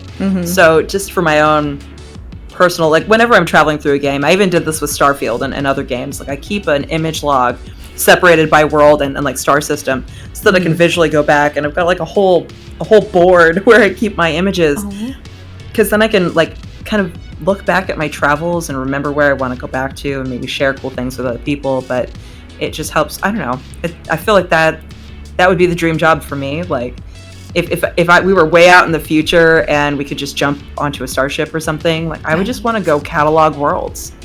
Same. I would absolutely just love to do that as well. And I love that you do it in games. Like, video games are a way to, you know, live through a lot of things. I mean, I guess depending what game you play, but, you know, to live through a lot of things we won't be able to experience, like traveling around through space. So I think it's so cool that you take pictures of everywhere you've been. I definitely love doing screenshots, but I might adopt that idea because I think that's so cool. I mean, it's a little hardcore, right? Because then I have to go back through all my screenshots and organize them into my board. It seems a little excessive, but at the same time, like, that's just science right there. True, yeah, it is. It is science. You're doing it for science. I would... For science, for my own science. I bet that those would make some really cool Reddit posts. Probably. That would be cool. I could probably share the archive with people, but trying to find the worlds, I mean, that's the thing about that game. It's so vast, right? That even traveling for ages, even with everybody that's been in the game, there are so few times that you encounter worlds that other people have claimed, that other people have named and gone through and named the creatures and everything like that. So even if I gave people my list, they unless I could do the Stargate thing, right? Because they have those like Stargates where you have to collect all the symbols. I could hypothetically share the Stargate codes with everyone, so that is possible. Yeah, the glyphs. That could be pretty cool. Oh, that's so awesome. Oh, sorry. I feel like we had an ad break, even though we just had one. Okay. Anyways, I just think that'd be so great. And before you mentioned that, like your dream job would be going from planet to planet, just exploring and checking them all out and cataloging them. And I totally agree. I think a big thing for me would like be kind of doing, I guess, just learning about different alien cultures and species as well. Like, not only like checking out the plants and everything, but just absorbing as much as I can about what it's like on, I don't know, for different alien cultures out there, if it does exist. I just think that'd be really cool. But also, like, I mean, I don't know if you've seen, there's a show I watched recently called Scavenger's Reign, which is about, you know, basically these people crash land on this planet and they're trying to get off. But the way that all these alien creatures on this planet function in an ecosystem is so beautiful and interesting and horrifying. Like, I say I want to discover these creatures, and that's true, but I don't want to be stuck in a rainforest full of weird alien bug creatures I don't understand. Like, that sounds so scary to me. Fair enough. So cataloging from space, maybe shaking their hand if they're kind, but I don't know if I want to be the person down there taking the samples of the alien creatures to understand them. That's a good point. I'll have to watch that. I feel like, right? Maybe I wouldn't want to be the first person, but like once it's all established and then I could go there and like do a little research and stuff. But yeah, I'd want to make sure that they're nice and The chances are they're not going to be nice, right? Like, we look at life on Earth, it's all about survival, right? You get there and they're going to try to eat you. It's still going to be beautiful, though. Like, I still want to know and experience those creatures. Come on. Right? I think this all the time as I look at my adorable rescue cat. But how many worlds out there have cute, fluffy creatures I'm never going to get the chance to pet? Right? As long as we don't find the real-life Tribble, I guess, we should be good. You never know, man. You I mean, they are kind of cute. Don't feed the Mogwai past midnight. Right? Oh my gosh. I have a Tribble around here somewhere. I don't know where I put it. I was gonna say I have a Tribble, and sadly I don't have. I should have gotten all my Star Trek props. I should have piled them all up. Yeah, I bought a Tribble at a Doctor Who convention 2 years ago. Oh, nice. That is awesome. I have 2 of them, and I was gonna do a point alert or a point redeem on my stream where I just like put one on my head for a while and see how long I can balance it on. I don't know why, but I was wondering what other games you really enjoy besides No Man's Sky and Star Citizen and all the space. Yeah, like I play a lot of space games, but I mean, like, I was really into kind of like JRPGs starting out. Like, I've played most of the Final Fantasy games and stuff like that. But, then I got deeply into MMORPGs around the time that I was like about to go into college. Like, I played World of Warcraft from vanilla WoW all the way through each expansion. I always go back and play each expansion when it comes out. Nice. Gosh, I mean, what was interesting for me was like there was a whole realm of gaming, particularly in like first-person shooters and like real-time strategy games, like Starcraft. I really wanted to get into Starcraft, but there was so much I didn't understand, and a lot of the gamer communities at the time weren't super welcoming of someone like me as a woman. So there were, particularly for first-person shooters, there were a lot of games I wanted to play, but I just didn't have the skills to do it, and I didn't have people who wanted to support me on that journey. So it wasn't until kind of maybe 6 or 7 years ago that I found people who are willing to like teach me and guide me on this path. And so now I'm like, I love all those, well, at least the ones that are non-toxic. I love playing Fortnite. I play a lot of that. I love playing Destiny 2. Now I'm playing Helldivers 2. I really like kind of survival games. Like, I played a lot of Minecraft back in the day, and then eventually Lego Fortnite, and that Conan game was fantastic, and the Pal World recently. My gosh, I played so much Pal World. Oh, those are all such great games, and it's so fun. Yeah, and recently all the Alan Wake games, because I went to I every year I watch the Video Game Awards. So who doesn't love the Video Game Awards? And this year they had the 10-year anniversary Video Game Award concert at the Hollywood Bowl near where I live. So I got to go watch that concert. And then I watched the stream for Video Games Live, and the Video Game Awards, different thing. And they had that musical number in the middle of it that was from Alan Wake 2. And I was like, what even is this? So our household went on this journey of playing through each and every one of these games to understand how that musical number got into the awards. And so we've been deeply into that recently. That sounds awesome. I have not played those, but they're on my list. They seem really beautiful. amazing. Such amazing storytelling. It's just very trippy, though. I don't know if you've read the book House of Leaves, but those games are very much, a lot of the inspiration for those games comes from this book, which is really kind of breaking your idea of physics and the world around you, and kind of taking steps back from reality to really warp your brain around. It's very freaky, but I love them. It's so good. That sounds really, really interesting.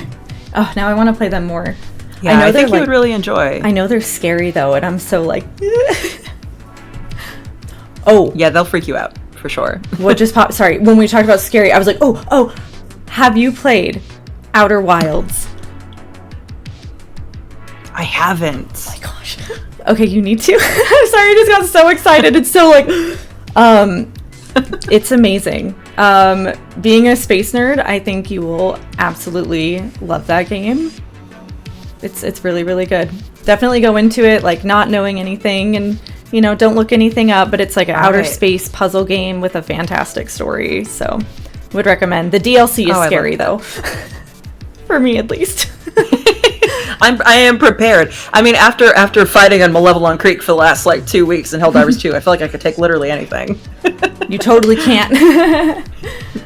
Oh my gosh. Okay, yeah, I'm gonna get you that game so you can play it sometime. Oh, that's really kind of you. We'll really trade. Good. I'll get you Alan Wake 2, and then you can... But yeah, when I'm not playing games, I do a lot of gaming on the side. I'm right now in the middle of painting up my Warhammer 40k miniatures because I play Kill Team with some friends. So, working on that. That is awesome. I love gaming in general. It's so fun to be able to connect to people like that. But as you said earlier, these games allow us a way to immerse ourselves in these experiences that we'd never be able to have otherwise, which is probably why I'm always going to be so deeply into space gaming. I totally agree. I see. Someone's asking. I'm playing Corsair Void Scarred.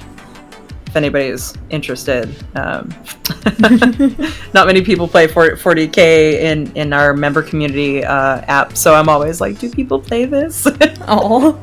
I think there's a bit of people in my community who do, but I actually don't. So it the stuff goes over my head, but I know there's a lot of really, really cool and interesting lore in the game, or in the whole series of Warhammer 40k. What a world. Not that I know any of it.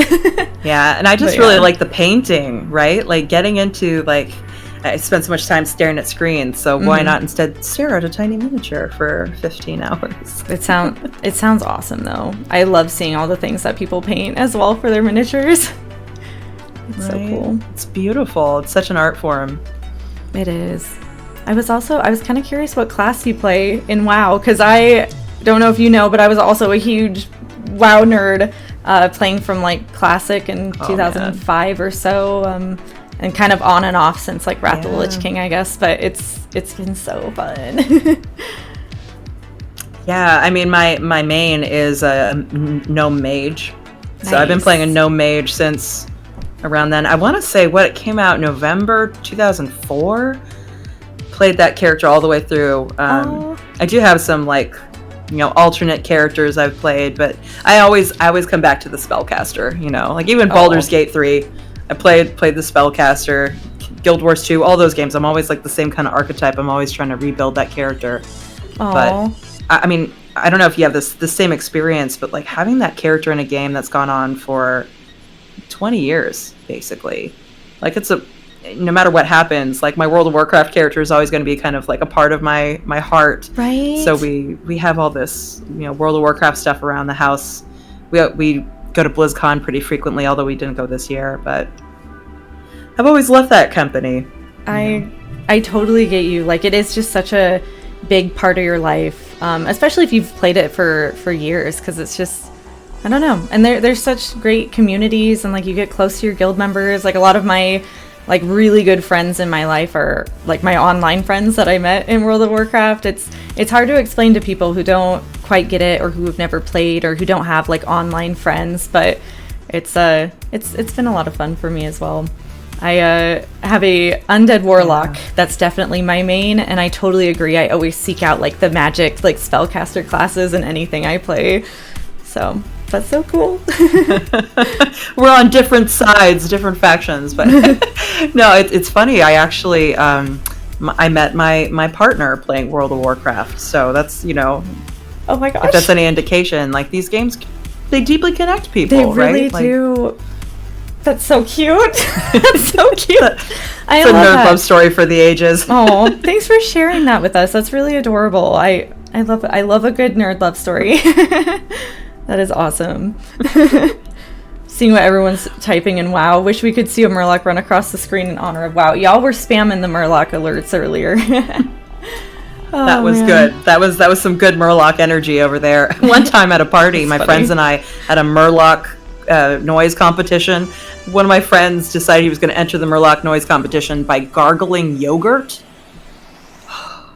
It was so on point. It was so funny. Did that actually? It sounded really good. It worked. Although it was really gross. I heard that's how the noise was actually made.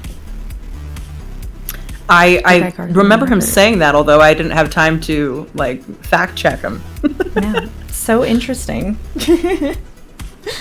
That's hilarious. I love that y'all did that. It's my kind of party right there. Space people. Big nerds. I mean, I don't know if you did this back in the day, the original like LAN parties. Oh, yes. Oh, yes. They were so good. So fun. I maybe came to it like a little bit later, but they were always a good time. I want to have another one. I feel like last time I had one, people were like, okay, I'm going to go to bed like super early. And I was like, have an energy drink. Stay up all night. Right, have an energy drink. Get back at the table. Yeah, I'm about it. Now that we're all online chronically, like, you don't necessarily need everyone to be in the same room in order to do it, but I miss that. And I feel like, a lot of people in my life still do it. Even though we can play all these games online, they still get together physically with their giant hulking desktops they bring with them. And they sit together and they play games all through the weekend. And I would love to do that, although, I live in my small apartment, so maybe one of these days. I totally get that. Yeah, I'm in like the same situation where it's like, even if I wanted to throw a LAN party right now, I couldn't. But there's just something about being in a room of a bunch of other nerds playing the same thing and like being able to like talk to each other or like see their reactions to things. It's really fun. Now I really want. If I was really nice to Bill Nye, I wonder if he'd let me throw a LAN party in the headquarters. Can we make this happen somehow? Can we do that? Oh my gosh. That would be something to stream. But I mean, if no streaming was allowed, I'd be down to, I'll bring my computer, I'll drive over there, I'll bring it.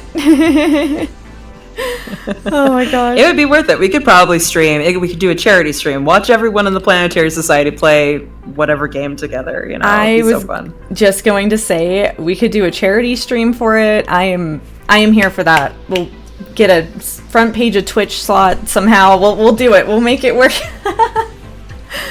It would be hard to choose. Cool. I would love to make that a part of Planetary Radio, right? Because right now, something I'm working on the side is that we're trying to revamp our recording studio.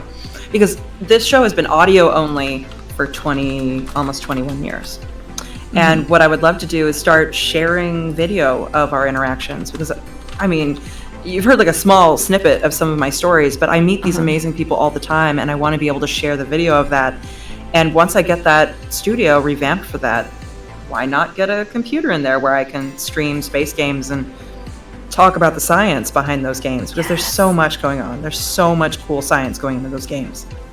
I love that idea, and I think that would be fantastic. I hope you can do all of that soon. In the meantime, you're welcome to come on my stream anytime and play some space games with me and talk about all of the cool science in them, because I know obviously you know your stuff with your astrophysics degree. I think it'd be so cool to have like the accurate science takes on everything, like what you were saying before with Star Citizen. Oh, I would love to do that. That would be a really fun one to do. And I know that the people at Star Citizen are actually, like, several of the people that are like higher up in that organization are Planetary Society members.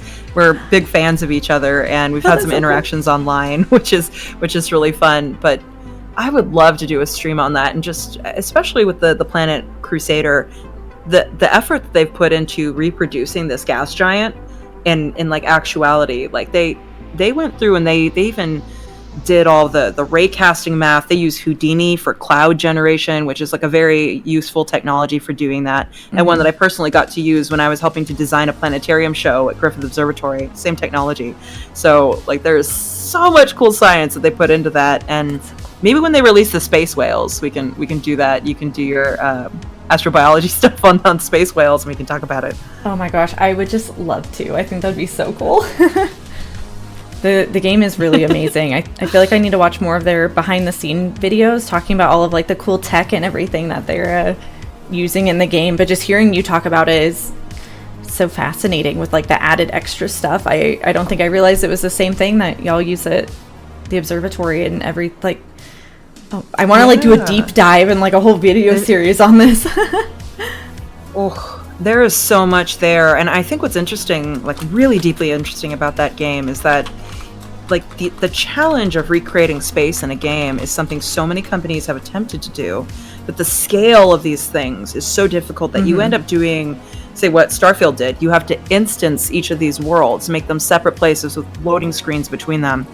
But what Star Citizen has been able to do with their technology, they've got this server meshing technology and this thing they call object container streaming that allows them to mesh servers across like such a big thing. You can go from one planet to another, into a wormhole, to another solar system without ever having a loading screen. And you can go put your coffee cup down on that moon and come back later, and that coffee cup is going to still be on that moon.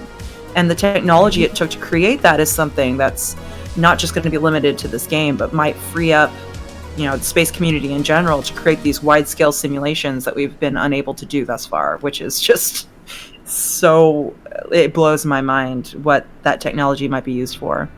Same. It's so exciting and it's so cool. I know obviously Star Citizen is still in like very, very, very early alpha, but the game as of, you know, right now, I think is just fantastic. Even if there's some bugs and stuff, like it's, I think one of the most impressive games I've ever played. It's really cool. And I'm excited to see how it goes in the future. Really cool. Yeah, especially like something that they've been working on, but I don't think has been implemented for most people playing the game, is this thing they're calling AI Quanta, where essentially they've got all these AI people in the world, and their interactions change dynamically based on, you know, how many people are in this system, what are the economics going on. So I think it's going to be a very vibrant like universe essentially once the whole thing is put together. But you know, like our household has been backing this project since the beginning, which was like 7 or 8 years ago. So like following that journey along has been, it's been slow, but it's been so inspiring. And you know, like we watch the Star Citizen like streams each week too, just to learn what they're doing each week. Cause like, come on, man. The fact that if you're in a spaceship and you know, there's too much moisture on one level, it'll evaporate up, and in the higher decks of the ship, it'll be raining. Like, it's that level of intricacy in physics that just, I don't think anybody's ever attempted before. Yeah, it's really, really ambitious, but just so cool. And like, they're really implementing all of this stuff into the game as well. which I just think is so amazing. And I'm really, really excited to see it come together more, even if it takes a while. Like, it's well worth the wait, and they're doing this stuff that's never been done before and making all of this new, I mean, obviously they're, making all of that new software and stuff, I guess, too, that like helps make this possible. It's so cool. We're not sponsored by Star Citizen, by the way, chat. We just really like it. We just really like it. It's just really fun.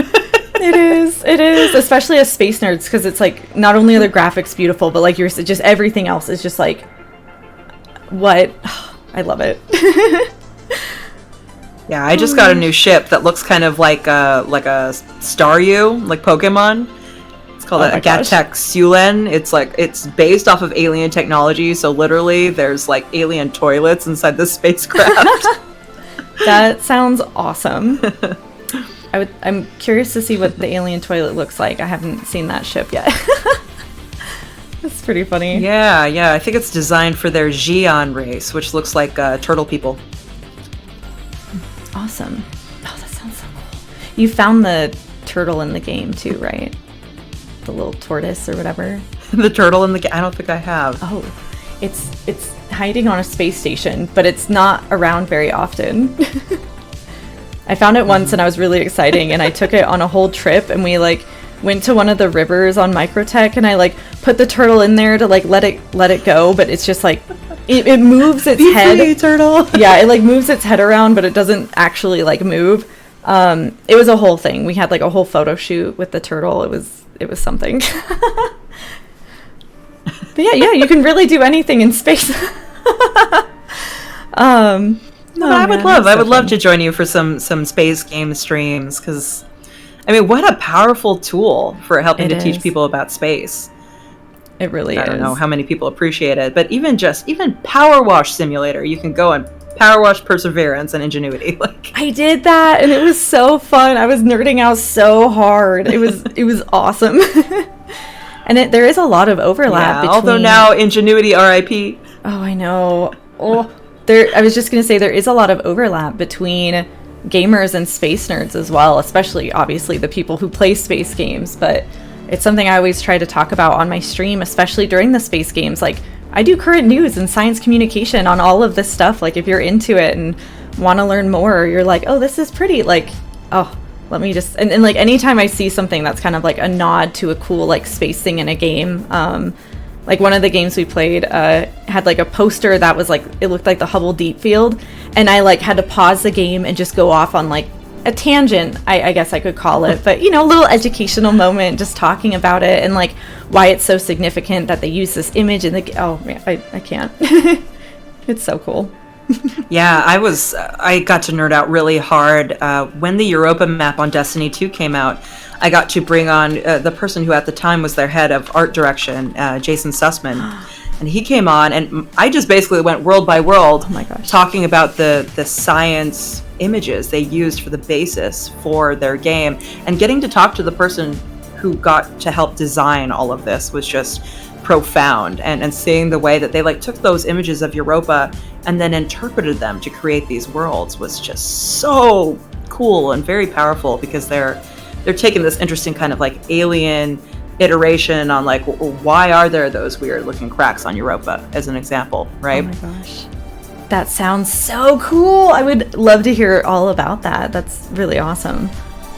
That sounds so fascinating. Yeah, I'm hoping I can bring more game people onto the show. Like, I reached out to the people from Starfield and unfortunately didn't hear back from them. And more recently, I reached out to the people from Helldivers too, just because it's such a big moment in gaming. Mm-hmm. They have like 400,000 people concurrently, and that they only just expanded the servers. So getting to talk to them about how they design their worlds would be really cool. That would be awesome.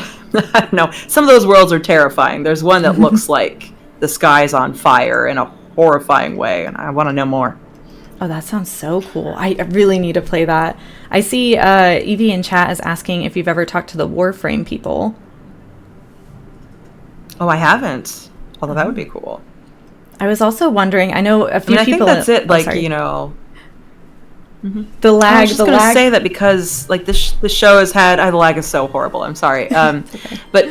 But because the show has been going on so long, right, there's so many things that we can do with Planetary Radio that we haven't had an opportunity to do in the past. And we've never had a chance to really bring in space gaming into the show before. Like, we've done all kinds of cool shows on different sci-fi moments, right? Different TV shows, Star Trek as an example, but also, The Expanse, different movies, people from Don't Look Up. All of those people have been on the show. But being able to expand into the people that are building these space games, I think would be really cool. And I hope the audience that we've established will forgive me for doing it, because that's not what they've usually expected. But it would be really cool to be able to bring more space gamers into the fold as part of our show audience by doing that, because, like, come on, there's so much science there. I totally agree. And I feel like longtime listeners, like, if you frame it in a way of, like, these games are getting people into space and, like, making them want to fund the things that are happening and getting them to, hopefully, advocate just for all of the amazing space things, and especially what the Planetary Society is doing. I think it kind of makes it this intriguing, like, even if I don't know much about video games, now I'm kind of curious, like, why are these so amazing? It's almost similar to Star Trek, just inspiring so many new scientists and everyone, and making people love space. I think games do the same thing for sure. Also, like, I feel like the gaming community is so generous. Yeah, they really are. And I feel like there's a big, like, maybe it's just me, I don't know. Or maybe it's something with Twitch in here. Like, I feel like a lot of people in my stream are also programmers. And I feel like there's a big kind of overlap with that. And I don't know also if it's just me, but, like, I get really interested in, like, the behind the scenes of how games are made, because game dev is really fun. And, just having, like, that knowledge of software engineering behind the scenes kind of makes you appreciate a lot of things in games a lot more too. So when it all just kind of comes together in one, it's like, oh, this is so cool. Have you tried any game development before? I have done a little bit, but not too much. Not too much. I would like to do more though. Hopefully soon. I do want to program some cool things for my stream, so hopefully I can start doing some of those projects soon, because I think that would be really exciting. But yeah, I used to mess around with Unity, but now that Unreal Engine 5 is available to everyone and it's free, like, there's so much there and so many fun game tools. And especially too, now that they've created this kind of like a version of Unreal within Fortnite that you can play with all their assets as a way of learning to build games. I think that's, like, a really powerful tool, especially with the inbuilt market there. I keep feeling like I should create some kind of space game in there just for my own, like, learning, but also just to share cool space stuff with people. Yes, you should. I have not played Fortnite, actually. I did not know that was a thing. And I am, like, so here for it. You're making me want to download the game and try it out and, like, check this out. And, like, you should totally do a space game in there. Yes, I think that sounds fantastic. That's so cool. I started building something, because I don't remember what chapter of the game it was, but there was a part of the history of Fortnite where the whole shtick was that there was a giant asteroid that was crashing into the island. And so they have a lot of asteroid and space objects as assets. And so I wanted to go in there and use those things to start building a test game. And my whole idea was, like, just build a planetary defense map where this asteroid is slowly incoming at you. There are smaller rocks incoming at you, and the whole game is just maybe 30-minute loop. You got to defend your world from this asteroid coming in, and give them asteroid defense tools and stuff like that. Mini Dart or something. I love this idea. Yes. If you win, you do it, let me know, and I will totally play that on stream, because that sounds amazing. So cool. Heck yeah, I'm learning. And I also know that something that the Planetary Society really advocates for as well is, asteroid defense here on Earth, and that's another reason why we should all be caring about space and be into this stuff and hopefully want to fund it too. I mean, we got to protect our planet, right? And thankfully, we've found most of the giant chonky ones that could come at us and do serious damage. But we've seen time and time again that small objects from space can come in and cause some serious damage. Even recently, there was something that came in as a fireball that you could see from several states in the United States all the way into Canada, right?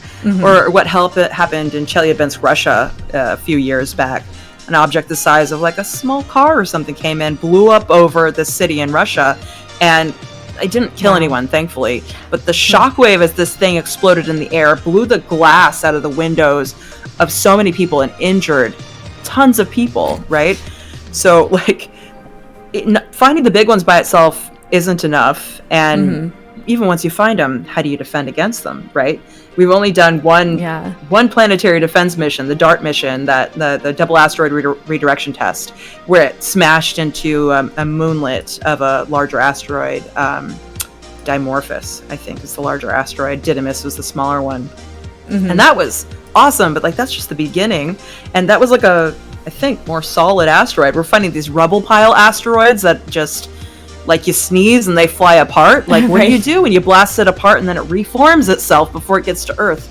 So a huge thing that we do is we advocate for planetary defense, but we also have a grant program called the Shoemaker Near Earth Object Grant Program. And for ages, we've been like basically funding these people around the world to do planetary defense and like asteroid tracking, essentially. And by giving these grants to people all over the world, we get to actually fund these things and get more people who can get more angles on things. Even like Asteroid Bennu that OSIRIS-REx went to. Not only did the Planetary Society play a role in actually naming that asteroid through a contest, which was fantastic, but the thing itself, one of the people that discovered it, got one of our grants, and that was part of how he updated his observatory. So we're trying to fund people around the world to do this so we can save the Earth. That's so cool. I love that, and it's so important too. Oh, that's amazing. Yeah, it's something we really gotta think about, you know, because by the time something's headed straight for us, it's kind of too late.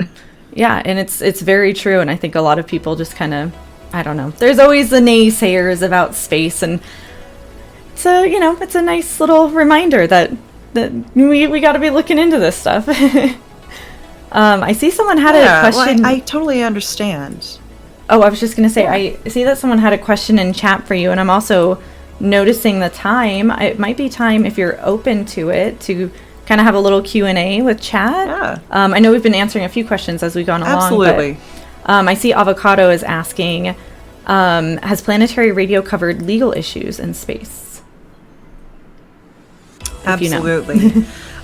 We don't cover, like, in every single show, we don't necessarily, like, focus on legal issues, but once a month we specifically do a show that's about space policy and also covers a lot of, like, space legal stuff. So we have many episodes that are about space law, and they're all very fascinating, right? Because space law is this burgeoning field. It's becoming a bigger thing, that there are more and more people that are going into space law, primarily because of the rise of commercial space. And it's a fascinating, weird gray area, because the world came together to create this outer space treaty, right? In 1967, we created the outer space treaty. A bunch of nations around the world signed on to it, saying like, hey, we won't drop nukes in space.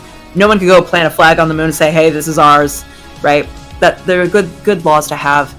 But it never occurred to them that we would have things like SpaceX and Virgin Galactic and Blue Origin and, all these other smaller scale companies as well, the ones that are involved in the Commercial Lunar Payload Services program. Like, these all operate in this fascinating space where, like, I don't know, is it okay for Elon to go plant a flag on Mars and claim it? Is that legal? We don't really have laws for that yet. So we're in a time where we really have to start thinking about this before we start putting humans on other worlds and potentially building habitats, or maybe doing asteroid mining missions. Like, where's the legality there? But it's really complicated. Like, I did a show recently with these two people. They're the Wienersmiths. They wrote this book called A City on Mars. And there's, like, I don't know, 7 or 8 chapters in there that are about, like, space law. And the only things that they could really cite as precedent were these interesting laws around Antarctica and other, like, places they're trying to preserve. So there's, like, a lot of deep complexity to that legality. And we do cover that in the show from time to time, which is cool, because it was something I wasn't really aware of very deeply before I started working at the Planetary Society. Yeah, it's so interesting. I've been very curious to see how all of, like, the laws in space and everything go. I know we even just recently are trying to get people to sign the High Seas Treaty, which is like laws for the high seas, which is like, is it 100 miles outside of the coast? I can't remember the number, but yeah, like the open ocean. We're finally trying to get some laws for that too, and it's interesting because we have to think about laws for space and everything now as well. But yeah, right. I see There's another. a lot of complexity. That's a great question. I mean, Yeah. Oh, I was just trying to keep up with all the questions. There's another one. How hard are the arguments between exploration versus potential contamination? Which side is winning? And if you don't have the answers to them, it's okay. I don't know if you've talked to a bunch of people. Like, yeah. Well, I mean, I think like it really kind of came to a head with the Cassini mission, to Saturn. They weren't really sure what they were going to do to end that mission, but then as they took a closer look at Saturn's moon Titan, they realized that all the conditions for life were there, and Enceladus as well. Like, these worlds could have life on them already, and so they decided to make the really difficult decision, and at the end of that mission, which I think was 2017, they crashed the Cassini spacecraft straight into Saturn and burnt it up, because they didn't want to chance it that it might land somewhere and accidentally contaminate it, right? Mm-hmm. And as a result of like that whole time period in history, we now have this planetary protection agency within NASA, and a lot of other space agencies also are getting behind this idea of planetary protection. We really want to make sure that if we're sending things to space, that we don't accidentally contaminate things, but rather than let that hold us back from these missions, it's more about thinking very critically about, like, how do we sanitize the spacecraft? How does this mission end? You know, what are the potential, like, things we could accidentally do? Like, you don't want to smallpox blanket Mars, right? You don't want to do that. Yeah. So there are a lot of people thinking very critically about these things, and thankfully we haven't really had to worry too deeply about it just yet, but it's a big concern with things like missions to Europa or Enceladus, these ocean worlds primarily.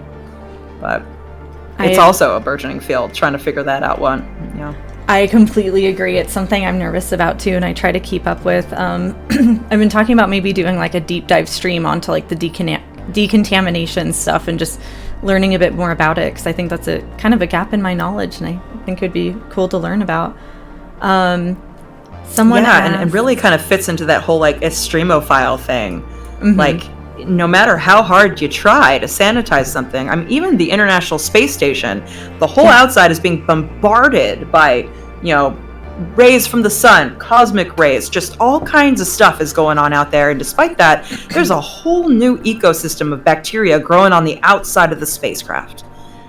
You can try your best, but, life finds a way. So you got to think really deeply about this. And in some cases, there's no way you can fully decontaminate something. Yeah. So complicated. It is very complicated. Someone asks, is Bruce Betts as goofy as he seems on the show? Love the What's Up segment and those random space facts. Yeah, Bruce is in fact just as goofy in real life, if not more goofy in real life. He's super funny. Every once in a while, we'll be throwing things at each other, running around the office, ducking behind things. Like, he's so fun to be around. And we got to share that moment at the Artemis 1 launch together. I got to hang out with Bruce all day.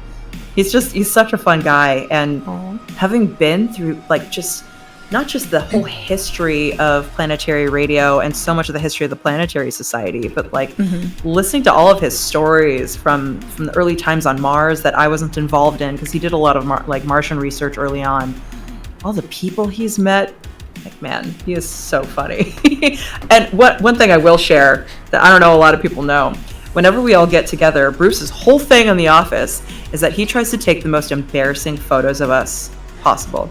And has a whole album of everyone on staff of the Planetary Society for the last several decades, just the most embarrassing photos possible. So anytime I see him, I'm making weird faces at him because he's taking pictures. So when are we seeing this album? When is that going to be posted on the socials for the Planetary Society? Never. We will all take it to our grave. Oh my gosh. As much as I hate that idea, I kind of love it. That's so funny. Oh my gosh. Thank you for sharing all of that. I see what... Oh, no worries. He's a fantastic person. Curly is asking, have you read Project Hail Mary by Andy Weir? And do you think Moo would love it? I know Curly's been trying to get me to have a book club for this on stream, and I want to soon. I'm hoping to really soon. Yes. 10 out of 10. Cannot recommend it enough. Please read that. I think it was the, because we have a book club in our member community. I believe Project Hail Mary was the first one that we reread, and we invited Andy Weir on to talk with us about it, because so cool. You would love it. I know I would. It is not just like a beautiful, well thought out like story, but the way that I don't want to give it away, but the way that he represents alien creatures and alien cultures is so unique and so moving, and I think you would really love it, and you should get on that, because as I hear told, they're making a movie out of it sometime soon. So you'll wanna read that beforehand. I definitely do actually really want to read the book before seeing the movie. They also asked, I'm gonna start a war here. They also asked, do you say GIF or GIF? Gosh, I say GIF. See? Okay. I also say GIF, and there. I mean, isn't the first word representing graphic? Shouldn't it be GIF? I don't know. I might be wrong. It might be a war. I don't know, but no, that's true. But apparently, the original creator wanted it specifically to be GIF. So that's the whole art. Yeah, we were talking about this on my last stream. It was pretty funny. Chat was divided on it. That's a hard one. It is a hard one. We have a few questions from earlier on stream I wanted to get into as well. One of them was, does Bill Nye game? Would he get in on that LAN party? Bill is beginning his gaming journey. He recently started playing some games on the Nintendo Switch, so we've been giving him recommendations on games to play. But he, I don't think he's big on like PC gaming, so we're like trying to get him into it. I recommended that he try playing Tears of the Kingdom and what was Overcooked. I think him and his wife would really enjoy Overcooked. Oh, that's so cool to hear. Bill Nye is like a huge inspiration for me. He's one of the reasons also why I started science communication. He answered like a Reddit AMA question I had in 2014. When I asked, what could I do to be a better science communicator? And it was so awesome. And he was pretty much just like, make it really entertaining. Like, if you can sing it, like, just do all the things. And here I am, 10 years later, still streaming and adding random, like, to it. Because people love the chicken box. They love the, that's just so cool to hear that he's getting into gaming.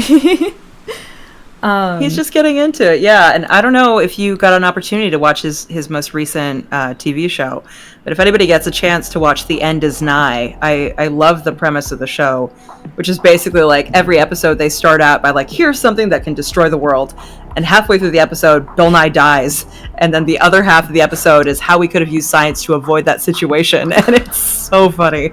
That sounds great. Do you know what that is on to watch? I think it's on Peacock.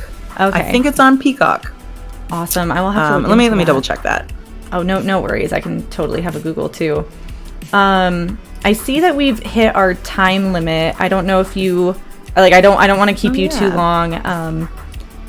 There might be a few other questions. No worries. I'm happy to stay for some more questions. I definitely want to respect your time. So I guess chat, last call for questions. If anyone has any other questions, please tag me in it to make sure I see it. But yeah. There's some good questions too. Someone did ask earlier if the Planetary Society is building any more spacecraft like the Solar Sail. Yeah, so not currently. The entire purpose of that was really to prove that solar sailing technology was a viable means for propulsion for these like smaller missions, right? And we did that. Right, we accomplished the goal, and now that technology is something that we are basically sharing all of our knowledge with everybody who's trying to build it. So we're collaborating with NASA and all these other space agencies on their solar sailing missions.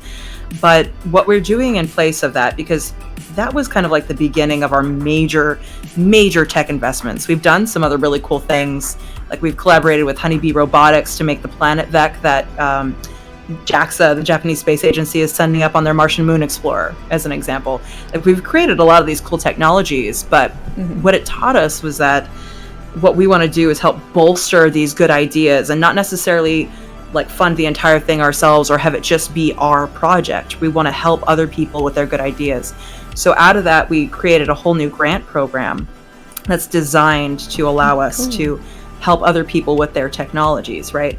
So we're not currently making our own spacecraft, but I know that everybody keeps writing us asking for us to make a Light Sail 3 or something like that. But instead, we're working on these smaller bits of technology that we're putting on other missions. So our next one, Planet Vac, is pretty funny. It's like if you imagine that this is like a lander and it's got little feeties on it.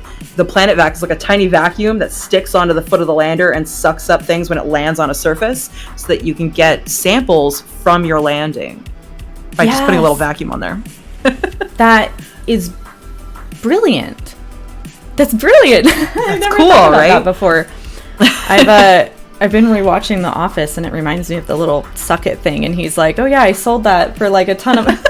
That's it. That's so cool. That's it. Hopefully, we can do sample return missions with it as well. That's really awesome. Exactly. Yeah, that's part of the idea, because especially the Martian Moon Explorer, right? It's going to Mars's moon Phobos. So we want to get little samples of what's going on that moon. Because, I mean, how did those moons form? Like, trying to differentiate these different bodies from each other. Like, that's so cool. So, these days we're bolstering other people's stuff through our grant programs. Oh, I love to hear that. The Planetary Society really is doing such amazing things. I see one more question. We're trying, but we can't do it without people, you know? Really can't, though, which is why it's so important, chat, to join the Planetary Society, donate, fund the things, advocate as well. Send out that email. But I see someone was asking, how intimidating was it for you the day you found out that you were taking over for Matt? Oh my gosh. Yeah, that was a big moment for me. Because I've known Matt for quite a while. In fact, I met him before I ever worked at the Planetary Society, and he remembered me in that moment, and was, during one of the interview processes, remembered me and vouched for me to my coworkers.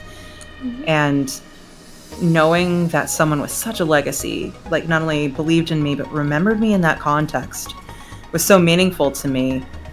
And after 2 years of already working at the Planetary Society and listening to a show each week, it really was a dream come true, but so overwhelming just to even experience it. And my coworkers, it was funny because I hadn't gone to the office that day, but my coworkers were so excited to let me know, because I mean, frankly, like, there are so many amazing people that applied for this job. There are a lot of other people that could have gotten it that would have been just as wonderful as I am. So knowing that I got picked out of all that is such a privilege. And they wanted to tell me in person. So I got this text message from my manager, like, "So, is it cool if we stop by your place?" I'm like, "Yes, ? Am I getting fired? What's happening?" And they were out there waiting for me to let me have the news. And we all cried on each other. And we all, went out and celebrated. And in the interim, it was like I just got to be Matt's shadow for a little while. And it was a particularly tense time for me, because this Planetary Society member community app was something that I had been working on building for 2 years. And I was like this close to launching it when they told me, "Hey, by the way," so they gave me 1 month to finish. They just get as much done as you can, and then you're going to shadow Matt, and then you're going to take over one of the most popular space podcasts in the history of the world. And to this day, I can't think too hard about it, because if I really kind of try to grapple with how many people I'm interfacing with, I might choke up a little bit. And instead, I just try to think of, like, how lucky, just what a privilege, how many cool adventures I get to go on. But it's daunting. I never want to, like, sully his good name. And it's a learning process, right? As with anything, like, I know I've grown quite a bit in the last year, and I'm never going to be Matt. You know, he's been doing it for 20 years, so I have to learn how to make it my own and be okay when I don't necessarily like do it to the perfection, because we're going to do it again next week and we're just going to keep doing cool space stuff. And he's always there. He's still with us at the Planetary Society. So whenever I have questions or I need his mentorship on something, he's there for me and he comes on the show. So it's been a whole ride, and even a year in, I still feel like any moment I could wake up and this was all just a wacky dream, you know? I could imagine. That is so heartwarming and awesome to hear, just all of that. You are doing such a great job though with Planetary Radio. I think it is so fantastically well done. Yeah, I just love it, and I think everyone in chat who's given it a listen, hopefully everyone, also just loves it and thinks that you've been doing really, really well.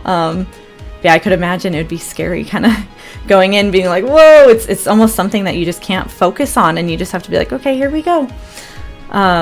Yeah, and just kind of... Yeah, well, that's the funny thing. I'm so busy all the time that I can't focus on how terrifying it is sometimes, right? And instead of having that terror, I just focus on how exciting and happy it is. Like, you know, and it is. It's a lot to put out a podcast every single week. In some cases, 2 shows a week. So I don't have time to pause and be weirded out. Instead, I just get to try to really appreciate the fact that so few people... I mean, I really think about it in this context. Like, most of space is empty. Most of the worlds are not good worlds to live on. Even the creatures that live on worlds like this that are awesome, most people are working away at jobs that don't necessarily fill their happiness bucket. Like, I spent ages working at a grocery store, working in a tofu factory, working at all these jobs human jobs where I learned and I grew and I loved my coworkers. But how many people get to say that they have a job that is truly a dream job? Like, I feel like I hit the cosmic jackpot. I'm one of the luckiest creatures in the universe, and I never want to lose sight of that, because everybody deserves that. Everybody deserves to have a job that makes them this happy and a life that makes them feel so fulfilled. So I just try to focus on that, because wow. Well said. I agree. And I see someone in chat saying that you are doing just an amazing job, honestly. Go Sarah, go. Everyone's so supportive.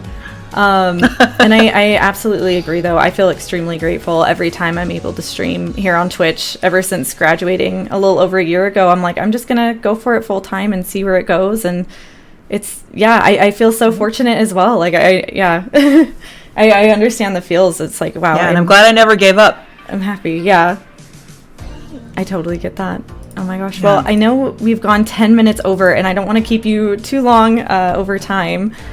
But this has been an absolute joy. This has been so fun. It's been so wonderful talking to you, and I apologize for the lag. Next time we'll find a way to make it less laggy. But yeah, I apologize for inviting too. Me. You're the first Twitch streamer to invite me on.